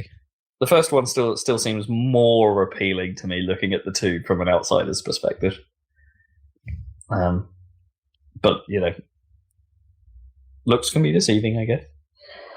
Yakuza 6 and Yakuza Kiwami are getting Western releases, which is a big deal, apparently, because the Yakuza games never get released over here. No. Okay. So, they're coming. Danganronpa is getting a third version. I think we already knew this, so this was just like a sort of, hey, it's still coming. And it's getting both a PS4 and PS Vita version. Some mention of the Vita. Nier Automata, a little bit of a trailer for that. That game looks like it has Bayonetta combat, because it's a Squeenix game, but it's made by Platinum. Okay. So that game looks a bit like Bayonetta, so that suddenly changed my opinion of it. I had no idea what this game actually was or how it actually played, but then actually seeing it in action, it's like, okay, this actually looks good. Which then raised another worry.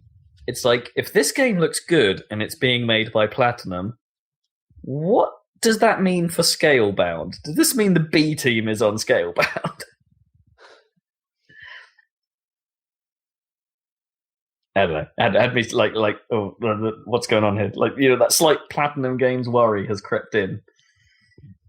They usually turn out something good, so... They usually turn out okay. Like, the problem with Platinum these days is they've sort of sullied their reputation a bit. They kind of stretched a bit thin, didn't they? Yeah, because the first one, they put out Legend of Korra, which was the first game where everyone was a bit like, this isn't so good. I can see what they're going for, but there's nothing to this. And then Transformers Devastation, which was a bit better than that, but still had that same, this isn't quite got that Platinum magic somehow. And then Star Fox. Yeah. So, and they put out a Turtles game as well, not that long ago, which was apparently even worse, like worse than Korra. Just wasn't a good game at all. So, Platinum have caused themselves a bit of a problem. Like, their reputation isn't clean anymore. And now there's two games that are on my radar that both are interesting. I'm a bit worried. Like which team are we getting? Which Platinum are we going to see in both of those? It's like Scalebound looks interesting to me, and this looks interesting to me. They can't both be good. That doesn't seem possible. It's not possible. Oh, they also made that Metal Gear game, which I still actually kind of want to play. Revengeance. Oh yeah, of course, yeah. Now that is a sequel, Zeg, isn't it? To 4? Sort of, not a sequel, but it's set after 4, isn't it? Maybe. It's not impossible. Still stuff happening. Anyway, yeah, let's crap through. Ease Origin, or YS, like they pronounced it Ease on stage, so I guess that's how it's supposed to be. Never really know what those games are. They're JRPGs of some kind. So there's another one of those coming out. The first time it's been on console, I think. And Vita. And then here, this was my surprise. Do you remember 2 years ago? I think it was during E3 time, and it wasn't something that came up in any of the press conferences, but it was something I spotted some people talking about on the floor. Being developed by Jaeger Software, the guys that did Spec Ops: The Line and back in the original Xbox days, Jaeger. Dreadnought. No. Zeg? No. So I spotted this ages ago, and it's basically a okay. So they've taken the idea of what would it actually be like if two Battlestar style spaceships tried to fight each other. It wouldn't be like outmaneuvering or anything. It would be like a strategic placement battle. It would be about popping abilities at the right time and stuff like that. A slightly, I imagine Eve, but with more control, like in Homeworld. yeah, kind of. But you're sort of in direct control of your ship at all times and things like that. And it's a team-based multiplayer thing. Yeah, so I spotted that a few years back, and they were like, yeah, this game's going... And then they went quiet for a very long time, which had me worried about, does this game even exist? Is it carrying on? Turns out it does exist. It's a PS4 exclusive now. Now, they did say the words PS4 exclusive, so I don't know if that still means it's a PC game. I'm not sure. because it was planned for PC at one point. But yeah, it's alive and it's coming relatively soon and still looks interesting. Okay. I wonder if that sort of gameplay will be in that Rare Pirates game or whatever. Yeah, it's got to be that sort of similar idea, really. But, as I say, you're controlling everything your ship does and you're working in a team, whereas the Rare one is you're working in a team on a single boat. On a ship, yeah. Yeah. So, it's a different thing in terms of how it mechanically plays, I guess. But it's a real interesting looking game. Like, I've reserved... I don't know if I will enjoy it or if it will be for me, but it's nice to see... I don't know, there's something about it. There's something cool that it exists. So yeah, check it out. I suggest you go look. Pyre had a little bit of a trailer, but it's not really anything we'd seen before. We hadn't seen before, sorry. From Supermassive. Then there was Vane, which I don't know what to say about this game. It's just some girl sort of possibly with a bit of time travel and some ground wibbling, climbing a thing. And then there's some birds. And it's in a desert. Don't know what this is about. Okay. And then there's Absolver, which that's a good name. It's a pretty good name. It looked like there was some sort of melee-focused online combat game, like a one-on-one dueling game, which could be interesting if their mechanics are deep enough, I guess. Like, it looks like they've taken For Honor and just distilled it down to it's just about the one-on-one combat and how that works. Which I guess is For Honor's thing as well. But, yeah. It's published by Devolver, and Devolver don't normally get involved in things that are terrible. So, okay. And Devolver are a company that have a pretty good name behind them. Let's put it unlike Platinum. So, then there was some sort of... I was a bit confused as to what this might be while I was watching the trailer. It looked like they were zooming in on bits of a dollhouse, and then when they zoomed in, you were seeing a memory of some kind in first person, and then it would zoom out, and then it would go somewhere else, and then there was a hand putting a person into the doll's house, then it all closed up, and then it was something called What Remains of Edith Finch. So God knows what that is. It's probably some kind of narrative-focused short game, would be my guess. Maybe a Gone Home. Rip. Okay. Don't know.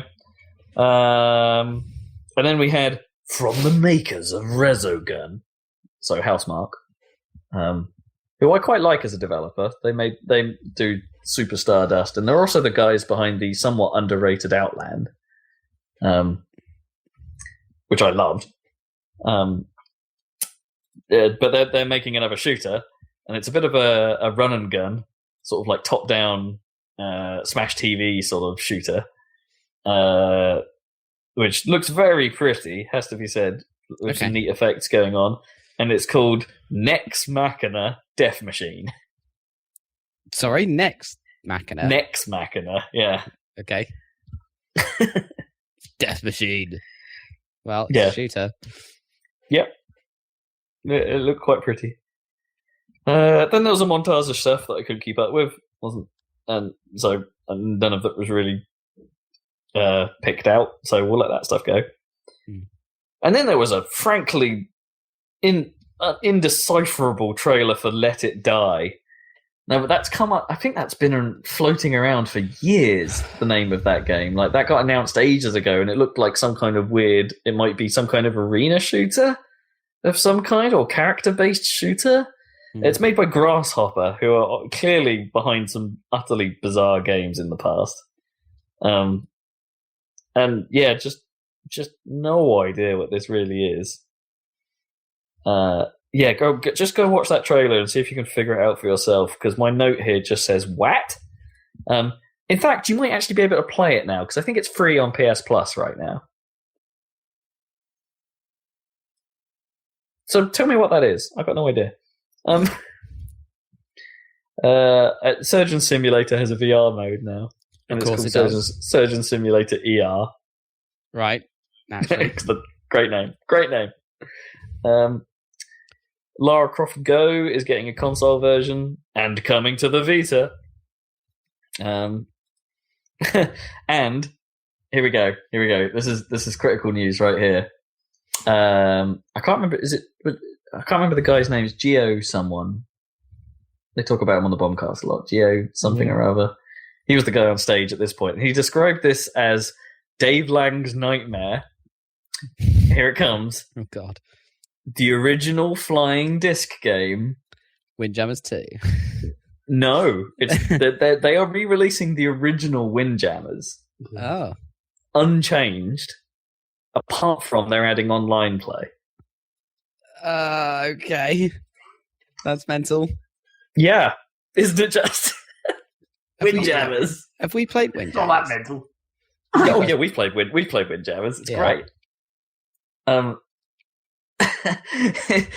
Here's the thing though, because like a lot of little developers, I guess, have tried to replicate Windjammers, and none of them have been very good or have quite captured the same feel. So this might be the most sensible move they could have made. It's like let's just put it out.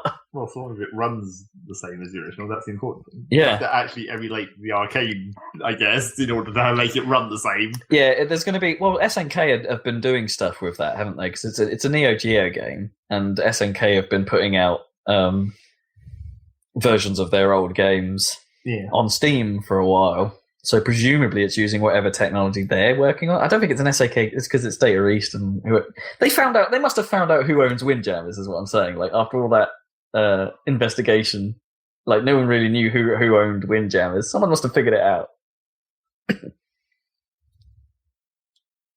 So that's kind of cool. Then there was a bit of a short PSVR section where someone was putting out a game that looked a lot like Descent in multiplayer, but maybe as a hero shooter, but in Descent style, like 360-degree combat, called Starblood Arena. Okay. So I bet that is confusing as hell in VR. Then there was some kind of montage that had some of the games we've seen before, like rigs and things with it. Stuff we already know about. Then there was a bit of a trailer for Neo. I don't know a lot about that game, but I've heard it described as kind of as fast, hard Dark Souls, which calling it a hard Dark Souls is probably intimidating. It sounds very intimidating. Then there was your typical sports style trailer for MLB The Show 17. It looks like it's a good looking baseball game, but it's a baseball game. There was a sort of voice over trailer for Horizon Zero Dawn. Doesn't really tell us much more other than it's about discovering the secrets of the Earth. The machines. And then, possibly the highlight of the whole show, a really, really good trailer, if not really telling us anything about the actual game, for The Last of Us Part 2. Right, finally we get to the actual headline news of the week. It's a really good trailer if you haven't seen it. It's one of those sort of standard, not really. It's like just a sort of perhaps potentially a lifted narrative scene. Yeah, like being all filmy about it, but it's real good, and it didn't take me long to peg what it was, but having come into it blind, just be like, what's this? Oh, awesome! But I immediately went from oh, awesome to this didn't need a sequel. Right. Yep. It doesn't need a sequel, but that doesn't mean it'll be bad. No, it doesn't. But I'm sort of disappointed as much as I am happy about it. If you know what I mean, it's like it's probably going to be a good game, and I enjoyed the narrative aspect of The Last of Us, but I wasn't so big on its gameplay compared to some people. Like the stealthy. This was before I got okay at stealth thanks to Metal Gear. So maybe if I revisited it, I'd be more okay with it. But that story just made so much sense on its own that you're going back to Joel. It looks like you're going back to Joel. You're going back to Ellie. Is it Ellie? Yeah, it must be Ellie. Yeah, it's Ellie. Yeah. Yeah, and it's like, well, what do you do now with those characters in this world? It's I guess we'll see. Yeah, it had better be good. Is all I'm saying. Yeah, it's like I'm sure they know that. Don't be Die Hard 5. Die Hard 5? It was shit before then. Yeah. Die Hard 4 is okay. It's not shit. It's okay. No. Yeah. It's okay. Die Hard 4 is enjoyable. Die Hard 5 we caught. Yeah, okay. That's a fair point. Yeah. Anyway, I don't even like 2 that much, so 2 is real dumb. It's no Die Hard 1, that's for sure. 3 was alright. 3's pretty good. Yeah, not bad. And that's all the news I've got. I only really covered those things. I'm sure stuff has been going on outside, but probably nothing of interest compared to all of that. Well, that was a very long news section regardless. Yeah, so. Sorry about that. That's what happens when we have shows. There's been no news Apparently. of, I guess on the outsider comment, there's been no, Microsoft, I think, did something this time last year. Or earlier. And they've just done nothing this year. They've done nothing. One can hope that they are gearing up for some sort of big Scorpio push at E3, maybe, or maybe later. But they haven't done the extra show this year compared to PlayStation, who've done like 2 extra shows. Oh no, Microsoft had something in March. I think I can't remember. Anyway, yeah, they're staying quiet at the moment.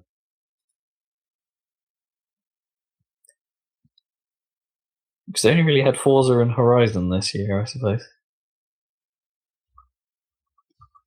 Forza Horizon, not Horizon.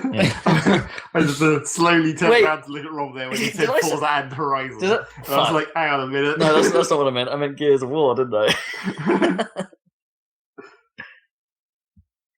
Cock. You meant Gears of War and you said Forza. Gears of War and Forza. There are only 2 real games this year on that, like this season. Right. Yeah, I'm done. Sorry. What have you been playing, Zeg? What have you been playing? I've been just playing a whole shit ton of Planet Coaster. I finished the campaign. Good. Was it good? I finished the campaign. Got through all those missions. I mean, were there any interesting scenarios, or was it is it more of a creator ultimately tool? I mean, you're complaining about the it not being much of a simulate or not complicated enough as a simulation of park management. Yeah. So yeah. So the missions are mostly not very complicated either. The only ones that are interesting are basically the ones that make you build a roller coaster with specific stats, and that's where the last level is the only one that's actually good because basically all the missions are just for building various kinds of roller coasters. It's just this is the roller coaster level, obviously, because it's in the King Coaster set and it's the last level of the game. It's all about coasters. Except I spent basically a very long time just building every other ride. I was like, I'm going to set this up so I can have this really awesome park with all the nice rides in the middle of this square of path, and it has a main street with shops on it and shit, and then the coasters can go at the end of the path and draw people out to the sides past all these other rides. And I did that, and it looked awesome. Except for the bit where, once I got to building the roller coasters, I was like, I can't be asked to see all these scenery, all these roller coasters. I'm just going to build them for the stats and then be done. Then be done with this level. Be done with the campaign. And some of those, the last couple of, the hardest missions on that level for designing roller coasters are actually pretty goddamn difficult. Do they not make you scenery, the roller coasters, to get stats for the... Not really. Okay. It doesn't affect the stats very... I was kind of disappointed when I discovered that apparently the train definitely doesn't affect the stats. I guess because that would be really hard to actually detect. Right. From a gameplay perspective. But what did it do? When that rock arch we did on the video. Yeah, that probably doesn't actually affect the stats. Although that had rocks in it, so those might. I don't know. Oh, well, it might have had scenery rocks. Yeah. But I built a roller coaster where, because this last roller coaster goal had you had all these specific requirements, and one of them was 100-meter drop, and I didn't want to build a 100-meter drop above ground, so I built 70 meters above ground and 30 meters into the floor. because it has auto tunnel. Although what I actually did was I just dug a big hole so I could see what the fuck I was doing while I was building it, and then just filled it back in afterwards, because it automatically leaves the tunnel when you fill the landscape back in. But having it be underground has absolutely no effect on the stats, which is good, because I'd spent way too long designing it, and then if I'd filled the train back in and it completely fucked the stats, I would have been real pissed. But yeah, that last roller coaster was a real pain in the ass, because it's like you have to have this 100-meter drop, which leaves you going at like 100 mile an hour at the bottom of the drop. But that was another reason why I built like 30 meters of it underground, because then you're like losing a third of the speed by the time you get back to ground level. Oh, I see. Yeah, good idea. So it's Oblivion. Yeah, basically. And then, like, the trouble is, like, the other stats it wants, apart from the 100-meter drop, you have to maintain an average speed of 35 miles an hour. So that means even after the 100-meter drop, you still have to be going pretty fast around the whole rest of the ride. Then have it average out to 35, because that includes, like, the lift hill and stuff. Crank the lift hill speed up to maximum to mitigate that as much as possible. Yeah, sure. Could you boost up the hill? No. Well, I mean, maybe you could if I didn't choose a roller coaster that had boosts. I'd already built several other boosted roller coasters. The trouble is, you like, because it needs a 100-meter drop, I was like, that doesn't really work with a boost roller coaster. No. It's a drop. You're meant to have a chain lift and then a drop. So I did that. And then it was just like, so you've got a 100-meter drop, you've got average 35 miles an hour, and then you've got to get it to 8 excitement and less than 5 fear. And the trouble with that is that when you're maintaining a speed to average out to 30 miles an hour, you're like basically constantly at 5 fear. So you can't have anything that's too extreme. You have to make sure everything is perfectly even across the whole course to make sure it doesn't go too high above 5. And then like, oh, maybe if I could use this small section of track to get down below 5 and average it towards 5, but then I'm losing excitement. I have to maintain excitement at 8 the whole way around. Except not really, because you get a big bonus from that huge first drop, where excitement goes to like 12 or 13 by the bottom of the drop. Right. But then again, you're making that only really compensates for the lift hill, where you've got like shit all excitement. So yeah, that coaster was a big pain in the ass. It did look kind of cool in the end, because basically the way I had it come off the giant ass 100-meter drop, and it's basically going into a perfectly like semicircle curve under the ground, because I try to mitigate the G-forces to prevent too much fear. So it's like it comes down this 100-meter drop into this perfect semicircle, and then when it comes back out of the ground, it basically just spirals inwards. It does like a smaller loop. That's quite cool. So yeah, that roller coaster was kind of crazy, and took me fucking forever. The trouble was, I built this I had the idea of like how I could probably get away with doing it, and I built this whole thing with the giant drop and the spiral, and then like a couple of other loops and lumps and stuff, and got it back to the station. And then the first test run, the stats were like, it's 8.5 on excitement and 5.5 on fear. And then it took a million years to just try and really dodgily adjust individual bits of track over and over to try and average everything out to get rid of those last 0.5s on both stats. And I was like, God damn it, that took so long. And I only just barely managed to pull it off. I actually sort of had to, not exactly cheat, but sort of do a thing that you wouldn't exactly do in real roller coasters, where in the end I had the 100 mile an hour drop from the 100 meters was just too much. So on the way down the drop, I had like a trim brake halfway down the drop that reduced speed by like 1 mile an hour, and that was just enough to even out the fear across the rest of the ride. Oh, wow. Yeah, because that'd be really awkward, wouldn't it? It'd be jerky, wouldn't it? Like on a real coaster. I don't know. Perhaps maybe you'd feel a slight deceleration. Yeah, I don't know what it would be like to actually be accelerating down a hill, but then have like a brake very subtly reduce the amount of acceleration you're getting on the way down.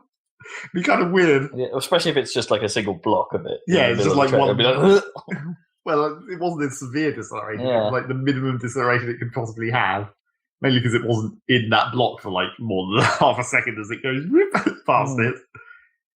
But I eventually got that to work. And then there was slightly easier ones where it like make a coaster with 8 inversions but with not much nausea. And that's not as difficult as it sounds, really.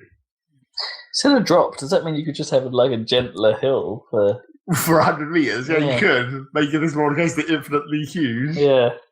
But you'd still get a lot of speed after 100 meters. Sure. I don't know how that would affect the fear exactly.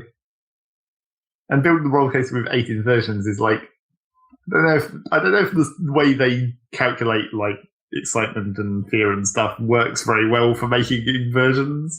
Like inversions just aren't very exciting in their method. And it's like that's.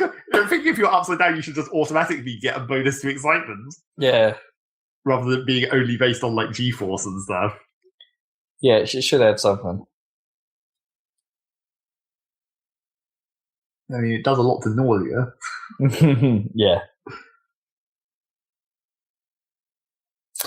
I mean, don't get me wrong, it's not the be-all and end-all of a roller coaster, because, Colossus has 10 of them at Fort Park, and, but it's also not the smoothest coaster in the world.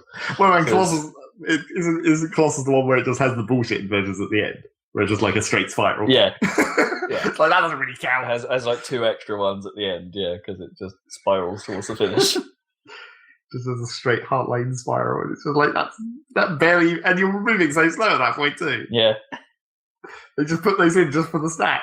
To get back home, basically. That's what well, I guess. To fill in that blank bit of track. Yeah. That is definitely the kind of thing you do in a roller coaster. It's just like, I need to get back to the station. This is what do we do? We're done. Just spin it. Just make a wheel. Although in Planet Coaster, it's actually way more effective in terms of excitement to do like a little hill.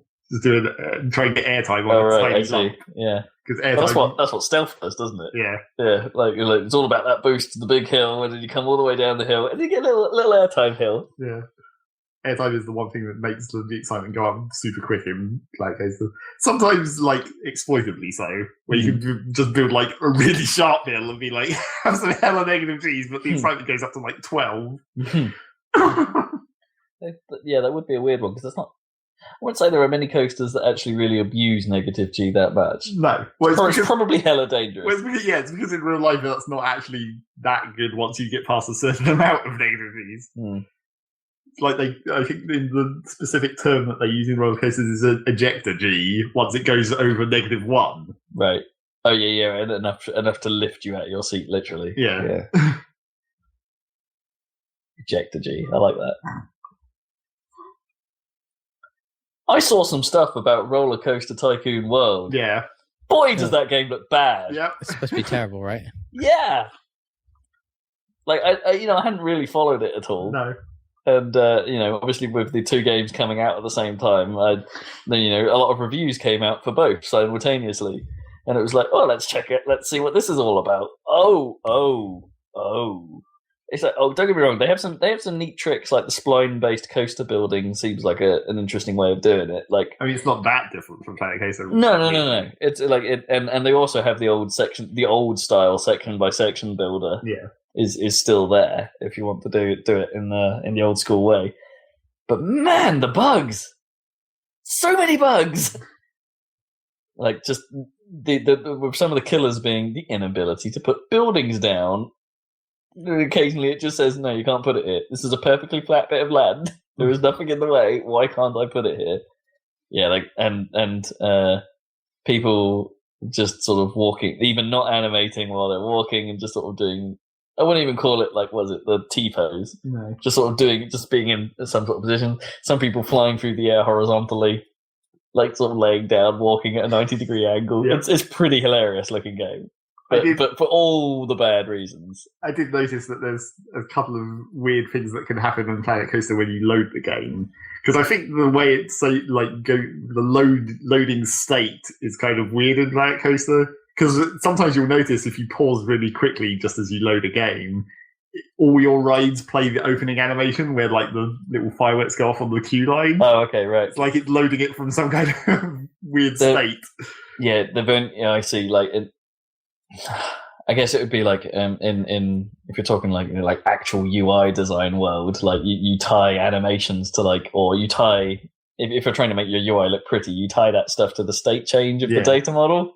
So if it's just picking up like open state and that's triggering an animation of some kind, just like this ride is transitioned into open state, must play my open animation. Yeah, that's perfectly understandable. But then I did also spot I loaded a game and it's one of those things that you're almost never going to spot. But I loaded the game and I just saw a group of people who were just like walking casually into the distance in midair. Like they just like got fixed onto a trajectory, and the trajectory was very slightly upwards and just in a straight line, and they just casually started walking into the distance, clipped for a building, and then the game eventually was like, hang on a minute, and then just respawned them back at the entrance. That's pretty good. It's just like their pathfinding got fucked. But it took long enough for you to notice it. Yeah. I mean, it's a bit weird how they handle that in general. Like, if you delete paths, if you want to rebuild a path or anything. Oh, and there's a load of people on it. They just get... Well, theoretically, they get respawned at the park entrance, but as I discovered on one of the levels when I was editing stuff in pause, I think they actually get repositioned to the origin of the level and then the entrance. Because I deleted a whole bunch of paths, and then I was looking around to look at other stuff I was making, and I was like, hang on a minute, what's that over there? There was just all the people were just floating in midair, just outside the level. And I was like, oh, I guess that's where they go before they respawn at the park entrance. That's pretty great. How did our previous games deal with that? Like when you Roller Coaster Tycoon, they just wandered around. They just left them there, and you had to leave an open bit of path for them to get to. Well, they could get back onto the path anywhere because it was just like flat. But yeah, in Roller Coaster Tycoon, they just wander around in the grass until they found a bit of path, or you pick them up and put them on the path again. Of course, because presumably you can't pick up punters. I think you can. Okay. I'm just not sure why you'd want to. No. How's Chief Beef doing? Pretty good. Have you watched the video, Dan? Yeah, Chief Beef. Yeah. Chief Beef. What a legend. Yeah. Much less terrifying than the freaking cow bouncy thing. That's boy, that's freaky as hell. So painful. The cow. And I've continued to the longer you play it, the more you start to notice where the simulation is weird and awkward and doesn't quite work. I mean, there's some stuff that is sort of, I guess you'd call it legit, I suppose, where the food stalls are pretty much the most profitable thing in the park. They're pretty much comparable to roller coasters. Wow. That's weird. And it's I guess that's sort of realistic. Yeah. Yeah, no, that is the... Well, I guess in most parks, you don't pay per ride. Sure, no, you pay for your park entrance, and then... But yeah, But if you consider all the running costs of all the rides and stuff... Well, it's the same with most businesses, actually. Most, family attraction centres of some kind, or we actually call them FECs in the business. They make the majority of their profit off food and drink. If you can sell someone a Coke, that's pretty much pure profit. Yep, Coke costs nothing to make. Yeah, especially Postmix. Yeah, especially just a big jug of stuff that you pour water in. There was a point in time, I think, where we found out what the stats were when I was working at the bowling alley over the road, and it was a pint of Postmix cost half a penny to make. So it's pure profit. Yeah.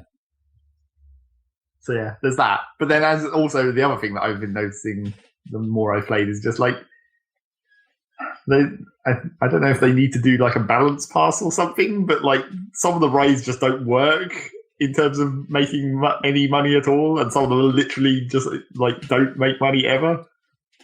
There's one thrill ride where every time I've built it and left it on normal kind of ride length, the normal main sequence style ride length and normal kinds of prices, it basically can only ever break even, more or less, compared to its running costs because of the throughput rate of how many people it can load at once and how long it takes. And it's just maybe that's good for making people happy, I guess. The service ride only for happiness, not for actually making money. And I have been considering maybe that's one of the few rides where you can shorten the main sequence. Its default main sequence is actually main sequence twice. Right, okay. So it's maybe if you half it and then charge less, maybe it can get more people through per month and actually make a profit. Maybe. But then there's one ride specifically, it's this giant Ferris wheel. And the sequence length that you can't change, because it's just the Ferris wheel sequence, takes so long that it can only do one load of people per month. And because it's also so slow, that increases the queue time to like 45 minutes or whatever, so no one will actually get in the queue, so it never has a full load of people in that once a month load. So it's literally impossible for it to make any money. It just loses you money continuously as you are running it from running costs. And it's just like, well, this ride is real pointless. Right. And it's not even like it's going to make people happy because virtually no one will get on it because of the queue times. It's like they didn't quite think that through. Yeah. Maybe it's just something you put in to make your park look a certain way. Sure, it looks pretty cool. But then just make the sequence shorter. Like the thing is, they don't have to replicate. The thing about these ride games is they don't have to replicate a full sequence. In my eyes, it's like coasters. Sure, it makes sense to have the full sequence because you're making a coaster game. But like some of these like flat rides, like surely you could just simulate it taking like half as long or whatever. Like you just fudge it a little bit. Well, I mean, they already. You don't have to make it 100% believable. Like I don't have to be in this airplane for 4 hours. I mean, sure. I think that like with this Ferris wheel, it's like I'm not even sure why the sequence takes that long. I mean, it moves really slowly, so like maybe they are like the animation sequence requires it to go once all the way around. Is it doing a proper unload load? No, it's still doing the same way they fake it. Oh, maybe that's the problem. If they had modeled. Well, sure. If they'd done it if they'd done it so people could get on it continuously as it was going round, that would probably solve the problem in itself. Because then queue times would be non-existent. Yeah. Yeah, that would definitely solve it. I think, if you're doing a Ferris wheel, you have to model the load correctly. Yeah, that probably would help. And it's just like that ride being so terrible, and there's a lot of little things that who likes a Ferris wheel? It's for families. Who likes a Ferris? I mean, I suppose the London Eye is a really bloody big Ferris wheel. It is a big one. It is a really big. It's the biggest of the Ferris wheels you can build. There's like two. There's a slightly smaller one. It's a pretty cool one because it's just like a circle, so it has a hole in the middle, and you can put stuff in the hole. Okay. So you can have some scenery floating in there. I don't know if you could build land into it. Maybe you could. Build a pathway and put Chief Beef in there. Yeah, exactly. Just have a middle of the circle Chief Beef in there. Call the Ferris wheel like a burger patty or something. The donut burger. Paint it brown. It's a donut burger. That's what it is. But there's a lot of things where, like, I guess it sort of hints at it in one of the loading tips, where it says specifically, like, moving the entrance and the exit can improve the time it takes to get people on and off the ride. And it's like, well, that's kind of obvious, but also it's actually really important. Because, like, the trouble is that when people get on, they run, like, excitedly into position. But when they get off, they walk really slowly. Crazy most of the time, I guess. Well, I guess. But the trouble is that the way the game simulates loading and unloading, it can only do one at once. Like, the gate for loading doesn't open until every single person has left and the gate for unloading has closed. All right, so your exit gate needs to be properly closed. Yeah, every single person has to be out. So depending on, like, the shape of the ride and, like, where the people board and exit, you have to be like, okay, so all the people are going to come down this stairway off the raised platform or whatever of this ride. So the best place to put the exit is right there to get them out as soon as possible. And then the entrance doesn't matter so much because they run. Yeah, and then just build an elaborate exit queue if you need to. Yeah. And it's just like, that's kind of, it's not very, it's not entirely obvious, but once you realise, it's like, oh shit, I better pay attention to that, because it really slows down, like, the loading and unloading sequence if you don't account for it well enough. And it's sort of the same thing with roller coasters. It's like, you always want to put the entrance and exit in the middle of the station, because then it's equidistant from either end of the train for people to walk to. Oh, I see what you mean. Yeah, because you're not... And ideally, you want them to load on one side and unload on the other, so you can put it in the middle. Because if you have load and unload on the same side, then they have to walk down the station to the exit. Yeah, I suppose in some ways, that's where the simulation aspect of that is a little bit too rigid. Yeah, because, exactly. Like, it's like they should just have it. So if you're doing a coaster design, you'd have people guiding you to spare seats, right? So you wouldn't have that moment where everyone knows. Like, if you build it, like in your case, you're putting the entrance in right in the middle, and because the AI knows where everyone's going, everyone just goes to their seats. Well, right? I mean, you don't have a confusion phase. They fill up in order.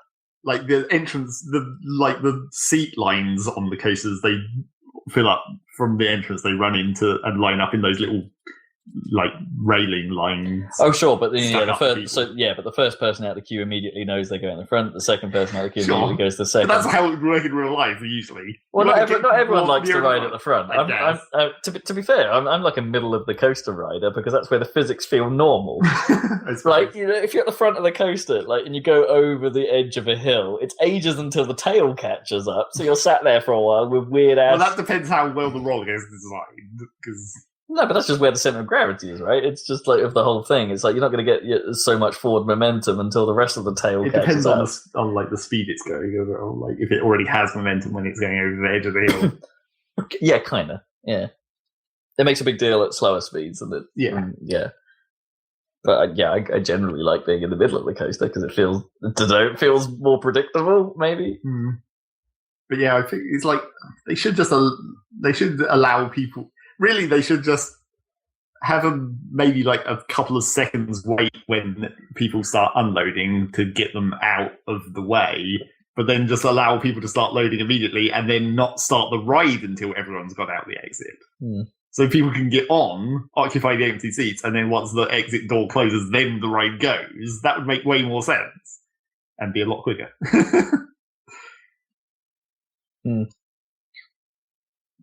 Still, that in itself is like that's an interesting, in a weird way, that's a kind of an interesting wrinkle that I'm glad is there, because like you've got me thinking now, but actually quite a lot of flat rides suffer from that load unload problem quite severely, right? Because then when they're landed, like say that like they take up this giant circle of space, and there's always the faffery at the start of like, where's my seat? Where are we going to sit? Gonna have to run all the way across the other side, and someone beat me to it. Yeah, and then it's like, oh, we can't all sit together now. What do we do? Well, I'll go over here. Where's the spare seat? Anyone got a spare seat? Yeah, it's that faffery happens quite frequently. So it's like, yeah, it's interesting in as little as they've modelled it. That's kind of an interesting little wrinkle. But they've modelled it in like too harsh a way. Mm. Too much of a hard cut between load and unload. And yeah, there's other little things like that. It's interesting because I've read and watched several reviews on Planet Coaster after your judgment of it. Yeah. And, I just wanted to try and see if anyone else is sort of agreeing with your stance on bits of the simulation and things like that. And but most people don't give a shit. This is the thing, yeah. A lot of the mainstream reviews just do not go into that level of detail. No. And it's like, they just say... I think the Eurogamer one said that. The same as okay. Yeah. But, it's great from creation point of view, but as a park simulator thing. Because, I saw some of the reviews and people will be like, the park manager, you have to go and promote people and pay them. And it's like, that's not actually good, though. Yeah. That's like the bare minimum. That's what I mean, yeah. I've definitely seen multiple reviews where that has been pointed out as a positive. And obviously you spin it as kind of, well, it's just something you have to do. Yeah. Like, it's not positive. It's actually sort of tedious at a certain point. Yeah. Especially since there's no way to like multi-select staff or whatever. You can't just be like, everyone's gets a $5 raise or something. There was one I saw that specifically picked out the fact that when you're doing that, there's no way to do it. Like it would be nice if you could do some of that stuff from the list view. Yeah. Rather than having to go into into the individual panel and then do stuff and then go back to the list. And you can kind of like when you have the full list open, you click on to highlight one guy, that list doesn't close. So if you have the other window open on the other half of the screen, you could do that and then still be able to click on but they were like saying like because the numbers are right there and you should just go be able to click up and down on that. Yeah. That would streamline the process significantly. And I've been watching other normal people, I suppose, playing it on YouTube. Non-reviewers. Yeah, non-reviewers playing it on YouTube, and that's always hilarious and like frustrating. Are you one of these people? This came up on I think an old not Game Trailers, Easy Allies podcast. Are you one of these people that I find myself increasingly not able to watch gameplay videos because I'm sat there the whole time going, "Oh, it's right there, you idiot! Do that thing that is super obvious right now." Well, it's pretty annoying with the giant bomb people, to be honest. Sometimes. The trouble is that some of these ones I've been watching, it's just like. We're probably no different, in fairness. Why, sure. Yeah. We just don't know it. Yeah. Well, Zeg usually knows if he's played it before. Sure. If we're doing one of those specially guided ones and not a blind play, yeah. But it's just like you have people who Well, the biggest problem with the YouTube method of making videos and stuff is that, like, people try and rush it too much because they're trying to fit it into an episode or whatever, and then they think that they've worked out how something works, but they've actually interpreted it wrong, and then they never realise to fix that problem, so it just, like, compounds itself over time. Oh, right. Like, one of the... I'm not going to name names, but I think anyone who's watched this video series will absolutely know which one I'm talking about. But there's this one guy who's playing this park, and he basically built an incredibly good, well, a pretty damn good roller coaster for his early park, I suppose, and like a log flume. And there's sort of a semi-bug about log flumes and rapids where they're just inexplicably always super popular. But that's sort of relevant. Although that's actually kind of true in real life. Yeah, I mean, I guess. Like the two log rides they have at Fort Park are always rammed. It's because it's hot in summer. Well, true, yeah. But like he built this roller coaster and log flume right next to each other. The queue paths start right next to each other, and the exits come back onto the path right there. And he's using the minimum width path. Right. So basically, it's just a huge mosh pit of people stuck there. So no one's getting anywhere. And I think it's so bad that I think the way the game works has actually like compounded the problem itself. Because I think what's actually happening is people are trying to go to one of these popular rides. They get into the entrance. The queue line is, of course, completely full because it's super popular. And there's so many people there that are always trying to get on, so it's always full. They go, oh, look, I can't get on this ride. The queue's full. So they try and leave. But because there's so many people there that are slowing them down to stop them from getting anywhere, the way the game, like the AI of the customers kind of works is like, if they don't have a specific goal, they'll try and go somewhere. But if they see something more interesting along the way, they'll like divert to it. But because they're not going anywhere, they're just seeing the other ride and then trying to go to that, and that's full. And so they just get stuck in this endless loop of never actually escaping the visual range of these two rides. Wow. So they just walk in circles. So they're just stuck there forever. Huh.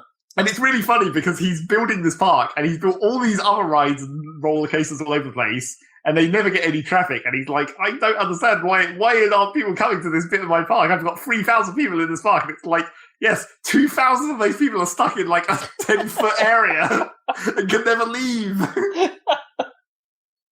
It's so ridiculous. It's like, once he pointed out that he had 3,000 people in his park, I was like, Jesus Christ, because everywhere else is completely deserted. It's just like, there's that many people crammed into that tiny square. That must have been really interesting. Like, it must have been a real strain on his video card, just looking at, like, how many people are here? And you know, where it becomes ridiculously, like, frustrating to watch is, like, almost every episode he looks at it and he's like, look at this ridiculous mosh pit. I should probably do something about that. And then he just goes and builds more rides. It's like, just delete the path and rebuild it wider or something. It would have been interesting if you could buy like cue boards, like just as an extra side, like you know how like some theme parks now they have like claims. Yeah, here's the estimated queue time elsewhere in the park, so you can sort of make a plan as you go. Yeah. That'd be interesting if that was something you could put in, and then people would stop doing that circular motion. Yeah. If the queue's full, then they won't try and go to it or something. That would make sense. Yeah, it would mitigate it. Like if there's one nearby, they'd stop going to that queue or something, or stop making a beeline for it. But yeah, that's the kind of thing you get on the YouTube videos where people think they know something, but they don't actually haven't realised what the actual problem is. It's human nature, though, isn't it? Everyone's made an assumption. Yeah, we make assumptions and patterns that we think we see, even though they may be wrong. Oh, I thought it worked like this because this happened to me. Yeah, that kind of nonsense. Yeah. So Planet Coaster. Yeah, it's still pretty good. I'm putting in the hours though. Well, yeah, and now that I finished the campaign, it's like, do I go into challenge mode and build a park completely from scratch? And yes. Like, well, I mean, yes, but the question is, how fancy do I want to be? The fanciest. Well, I want the classiest. All right. Do we need to set you some themes? Do we need to set you some goals here? The trouble is, there's only 4 themes there can be. Well, no, okay, maybe not themes, but you can sort of muck around a bit. You can, but then that just takes so much goddamn time. Well, this is part of you've got a lot of goddamn time. Yeah. So I don't want to spend it just making one thing. What do you reckon, Dan? I want to see a gentleman's theme park. You know, the classiest theme park, the most top hattiest. Okay, so like a kind of Monopoly themed sort of. Yeah, monocles. Monocle themed. And horse racing. Okay. That's exactly how that works in that game. There's not really much you can do for themed rides. Like, I was trying to think about the themes that are in the game, where they're like pirate and like fairy tale / castle. It's like, what rides even fit in these themes out of the selection that there are? Obviously, you have the swinging ship thing for the pirates. Yeah. I guess the teacups sort of goes in the fairy tale / castle zone.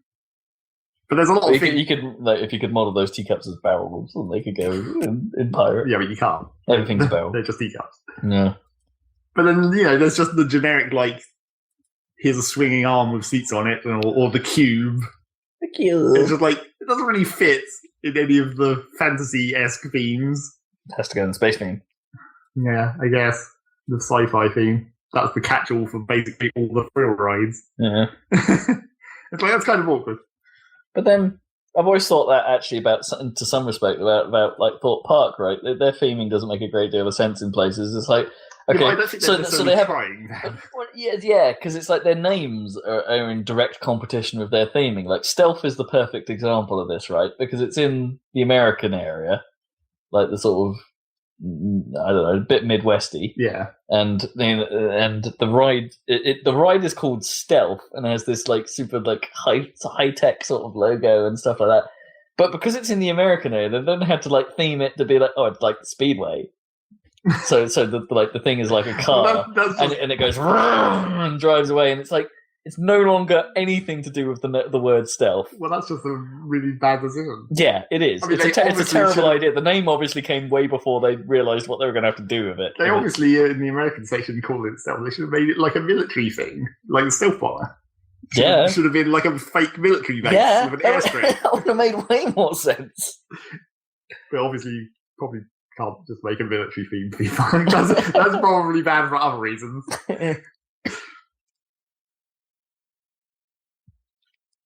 I bet loads of people would come if it was in America as well. Yeah, probably. The gun theme park. All that guns. That would make tons of money. Disneyland, but with guns. Well, that would be great, though, because that means they'd have to have an arcade with, like, all of the time crises. Yeah, any gun game. Yeah. Like in a point-blank alley. Welcome to Area 51. Yeah. But then probably people would get upset when they didn't let them bring real guns into the park.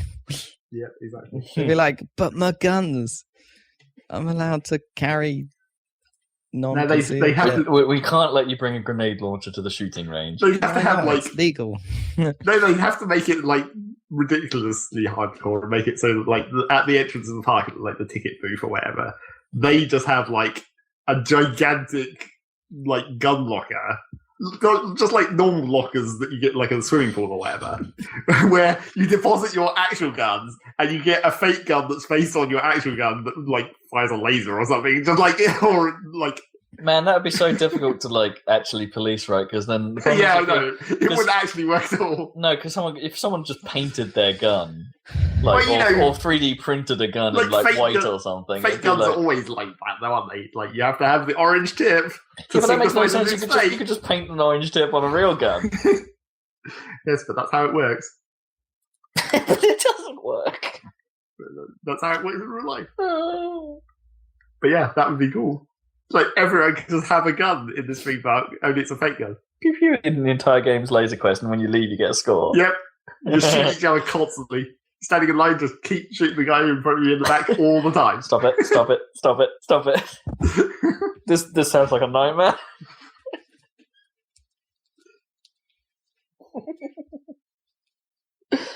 Man, that'd be a great mod. Like, if Laser Quest was like Laser Quest, where things you could build in Planet Coaster, right? And then you could just make a whole, like, just put the whole park inside your Laser Quest game. But then I bet it wouldn't model them playing Laser Quest and then like going on a ride whilst they're in the middle of Laser Questing.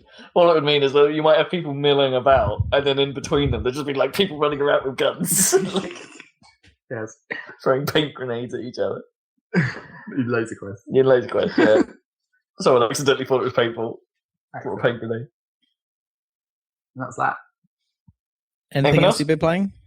No, just Rocket League and Team Fortress this week. Cool, yeah. Well, yeah, I was about to say, we've had there was a free weekend for Overwatch, and there's been a free weekend for Titanfall. So Zach and I played Team Fortress 2. And how's TF2? It's TF2. Right. When you could get a good go. Yeah, this was the thing. So this was my first exposure to the matchmaking update. Where they call it Meet Your Match, is that it? The Meet Your Match update. And it's a difficult one because I'm beginning to think that game is aging and not necessarily beginning to age. Yeah, I know, but it's now starting to age it's aging. It's finally aging in a way where I can look at it and go, "There's better now." I'm sort of coming at it going, yeah, but Overwatch. Specifically Overwatch, which was designed, after Titan failed and everything, and they were like, well, we have all these assets and stuff. They must have been like, well, TF2's fucking awesome. Let's see if we can beat that. Yeah. I'm starting to get that point where I can't help but have that feeling about TF2.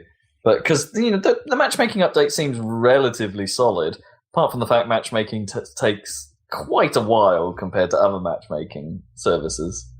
Like Overwatch, like Battlefield, games but like that. They must be dependent on players. That's got to vary not just with the algorithm they use, but also with who's playing the games and stuff. Yeah, so the player counts aren't tiny. In fact, I think they're bigger than.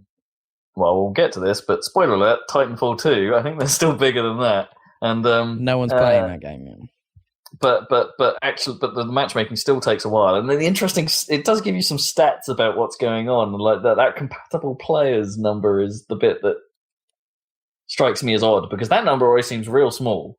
I've only found 50 compatible players, and it's like, what does that even mean? Is that people in search right now that it thinks are decent ping or decent skill levels? Well, it must be something like that. Well, yeah. I mean, it says there's 3,000 people in servers. Yeah. So, and obviously you can't matchmake with them. Yeah, and it says you've got 6,000 nearby or something, or 10,000 worldwide. And it's it seems like the majority of the Team Fortress players are in Europe, if that stat's to be believed. Well, I mean, that depends on the time of day, probably.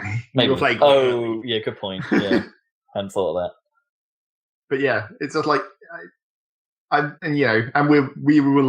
we're obviously Rob was level 1 and I hadn't played that much, so I wasn't. You were level 5? Level 5, yeah. So we were matching with the lowest end of the player spectrum, maybe. So the majority of the problems, the matches were very one-sided walk it for a lot of them, and also there was a lot of quitters.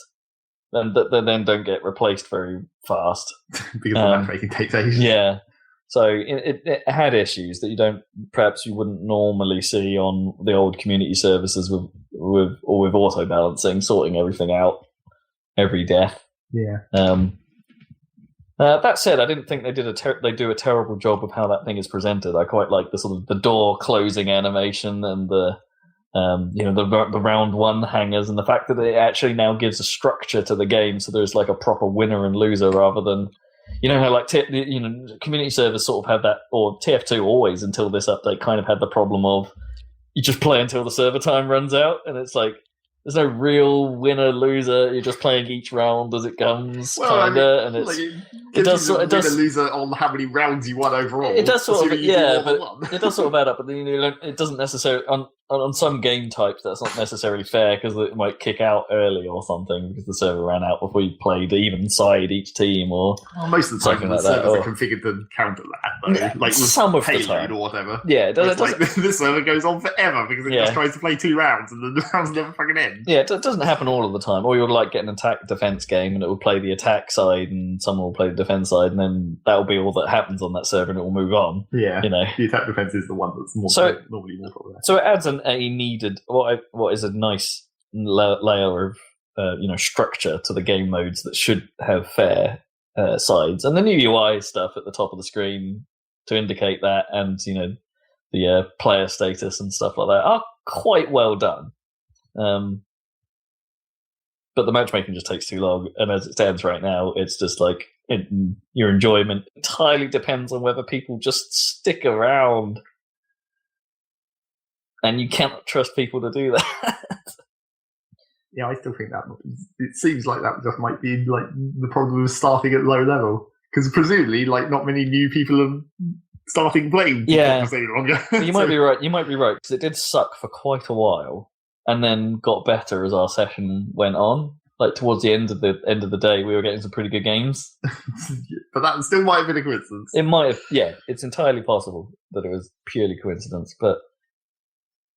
It was kind of interesting going back to TF2 because I now kind of suck at it.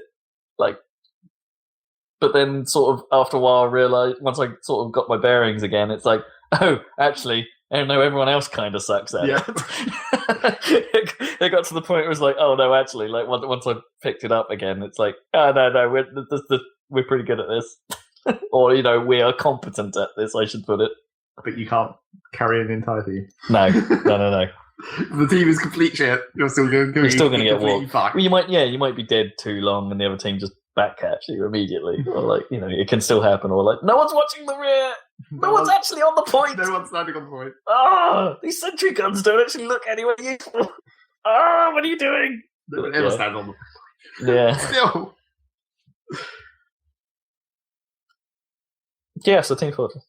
Oh, they've made some of the options I used to have to edit in an ini file or whatever they used to their config files. They're now just in the game, which is nice.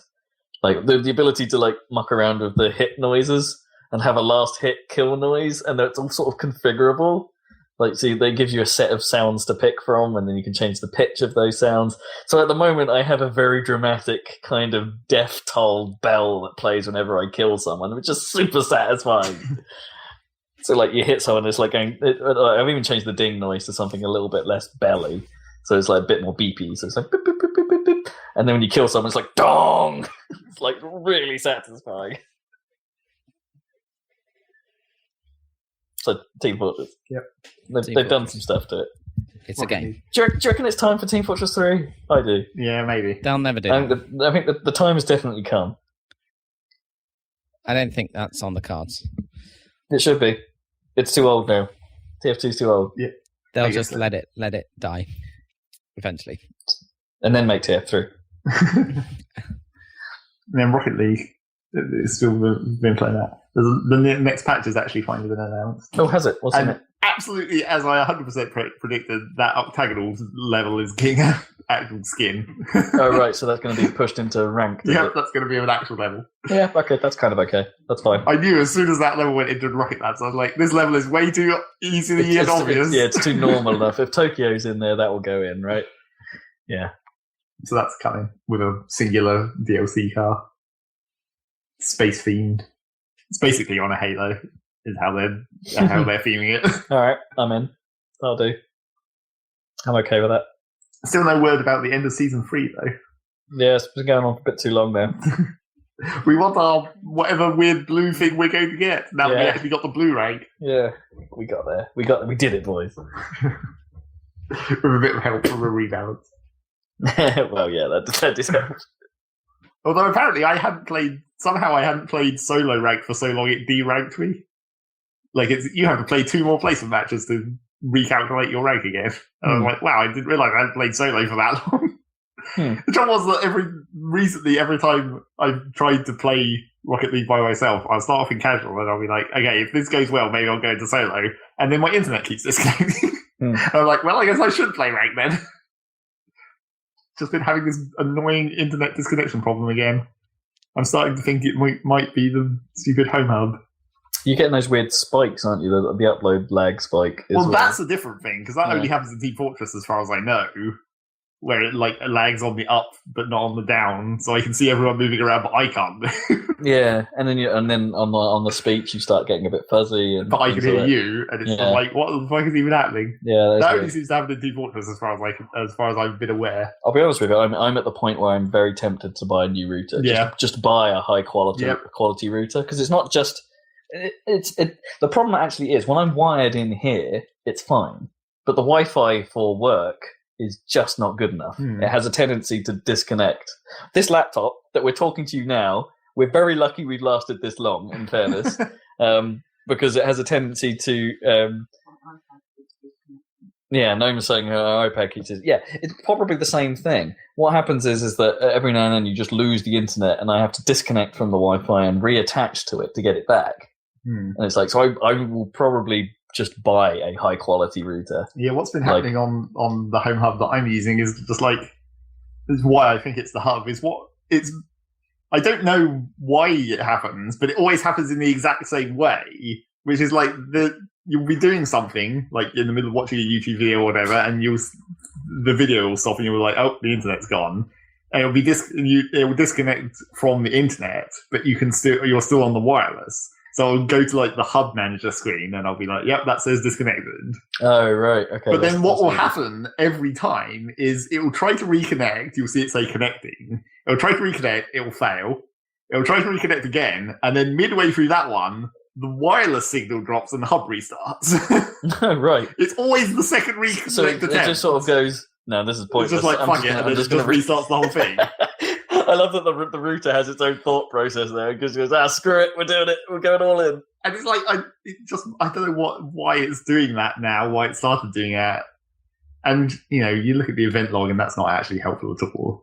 It just says, user requested restart. It's like, no, I'm pretty sure I didn't. Yeah, we used to hear stuff about that where, especially in some of the early days of broadband, where the routers were so bad that they literally didn't have enough RAM to maintain the maximum cache that they were set to, so their DNS would fill up. Yeah. And then they wouldn't be able to load any new websites, because it'd be like, well, I don't know how to get to that. My cache is full. And it wouldn't clear its cache to make room for the new stuff. It's like, that used to be a really common thing. But you'd think they'd work through it by now. Although our routers are pretty old now. In fairness, I think I'm on a hacked Home Hub 3. I'm on that 5. It's the newest hub, but it's. Are not you on the new one. hub? It's not. Not the smart hub. No, not the new Home Hub 5. The old. Yeah, that should be a good one. It should be, but it's lasted quite a long time. But now it's just started developing this problem. Yeah, recently. the BT hubs are generally pretty good. A lot of people recommend the new Smart Hub if you're on BT, because it's like a free upgrade for most people. Yeah, I was thinking about seeing if we could just get some kind of free or cheap upgrade before I go out and straight just buy an actual one. Yeah, no, this is the thing. I started looking at. The problem is that rabbit hole is actually quite weird, because it's like, okay, how much of this is going to make a difference? It's like, because you then start getting into the point with, this router is advertising itself as having a quite powerful dual core processor in it, and make tons of RAM. How much configuration do you actually want? Well, how precise do you want to be? Well, I don't want that much configuration, but it's like, how much does the power of the router demonstrate to just come across as decent Wi-Fi? That's the same problem. Probably none. Yeah, that's the same problem as when you're buying the wireless card for your computer. It's just you can put quite a lot of processing power on that thing, but does it really make that much difference? Yeah, I have absolutely no idea. It's like, I've basically landed at, if you're going for a high performance router, probably 150 quid is probably what you're thinking about. I mean, that was back in the day when I used to live in the house with you, and we had that Belkin router. That was 130, and that was a pretty fucking good router. I can't even remember that one. It was just grey square. The grey square, okay. With 2 aerials. Oh, yes. Yeah, no, I remember that now. Yeah. That was a fucking decent router. Yeah. We kept that around for ages. Get something that looks like a stealth bomber. That's what apparently you need now. Yeah. With multiple prongs coming out the back at bizarre angles. Need many aerials. Yeah. My fucking wireless card on my computer has 3 aerials. Jeez. And I still have to point them away from the graphics card for it to maintain a signal. Because of that problem that I have. Poorly shielded graphics cards. Yep, apparently. Are you clear? Yep. Okay. Dan, have you got anything? Did you want to go before me? Yeah. Fuck yeah. I guess. I don't know. Or you can finish. It's up to you. No, it's fine. I played more Civilization. I played another game, and I lost unexpectedly, which was hilarious. Oh no! I was playing along, going for the science victory, because Zach criticised me for going for domination victory. I didn't criticise you for going for domination. Because you were like, "Oh, you won." Oh, but it was dominate. It was only domination. I was like, "Yeah," but it was a bit weird in that first game, because I started rolling over people, and I was like, "Well, I might as well carry on." And then it just happened. I mean, if you wasn't even expecting it. easily do a domination, you might as well. Well, that's the thing. I think that is definitely the easiest by quite a long way, because it takes ages to get to the science victory, for example. I think the culture victory is pretty hard. Anyway, so I lost unexpectedly because I wasn't paying attention, obviously. I was halfway through getting to the moon or whatever, and then I suddenly lost a religion. Yeah, and it's like, god damn. Okay, so apparently this is a thing in Civ 6. So I can report that the patch did make the AI more fun to play against in terms of normal stuff, but and are they slightly more unpredictable, do you mean, or slightly less exploitable, or? Well, they're slightly less hate you for no reason. Right, but they still like so that's a bit better. But I still had people. This time I didn't declare war on anyone. But as soon as they declared war on me, I fought back, obviously. And then they were like, and then when they start suing for peace, I was like, fine, yeah, all right, I'll try and be like peaceful or whatever.